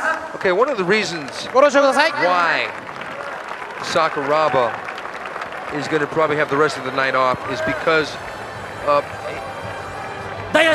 we really care about the safety of the fighters. Sakuraba evidently has broken his eye bone, and I don't know if it was a doctor stoppage or a referee stoppage. It's got to be a doctor stoppage. I mean, it was a doctor stoppage. I've just been informed it was a doctor stoppage, broken eye bone by Sakuraba, and that was from one of those punches. Mirko Crocop, man, the guy can hit. Now, as I said before, there's no need for Sakuraba to go back in there because we don't want to see Sakuraba get hurt here. Crocop bested him on this night. Now, what's next for Crocop? I don't know if he's ready for Nogueira. No, he's not ready for Nogueira, but he's certainly ready for Venician. That would be a great match. Yeah, So, Gerald Venician would be an excellent match for Crocop. Crocop has really showed me a lot of improvement in his grappling, in his wrestling. His takedown defense was extraordinary. Unbelievable. I want to go to Croatia and train with him. Yeah, because if you're going to show your takedown defense, you want to show it against Kazushi Sakuraba, probably one of the greatest takedown guys in the business. Sakuraba is going to be out on the bench for a while on a broken eye bone. But, you know, the Hoist Gracie match, unfortunately, was ruled a referee stoppage. He said Hoist had been choked out, but Hoist actually, he wasn't choked out. So we got a controversy there. We got to have a rematch on that. Now that's it, folks, from Shockwave. We've seen it all tonight. Some of the greatest fights, some of the biggest crowd for sure. It's not going to be matching that crowd anytime soon. I am Steven Quadros. I'm the Fight Professor, alongside my broadcast partner, the man himself, Bas Rutten, thanking you for tuning in. Don't forget, October 13th, Pride Fighting Championships, Beast from the East, and we'll see you next time. Arigatou gozaimasu. Sayonara. The end.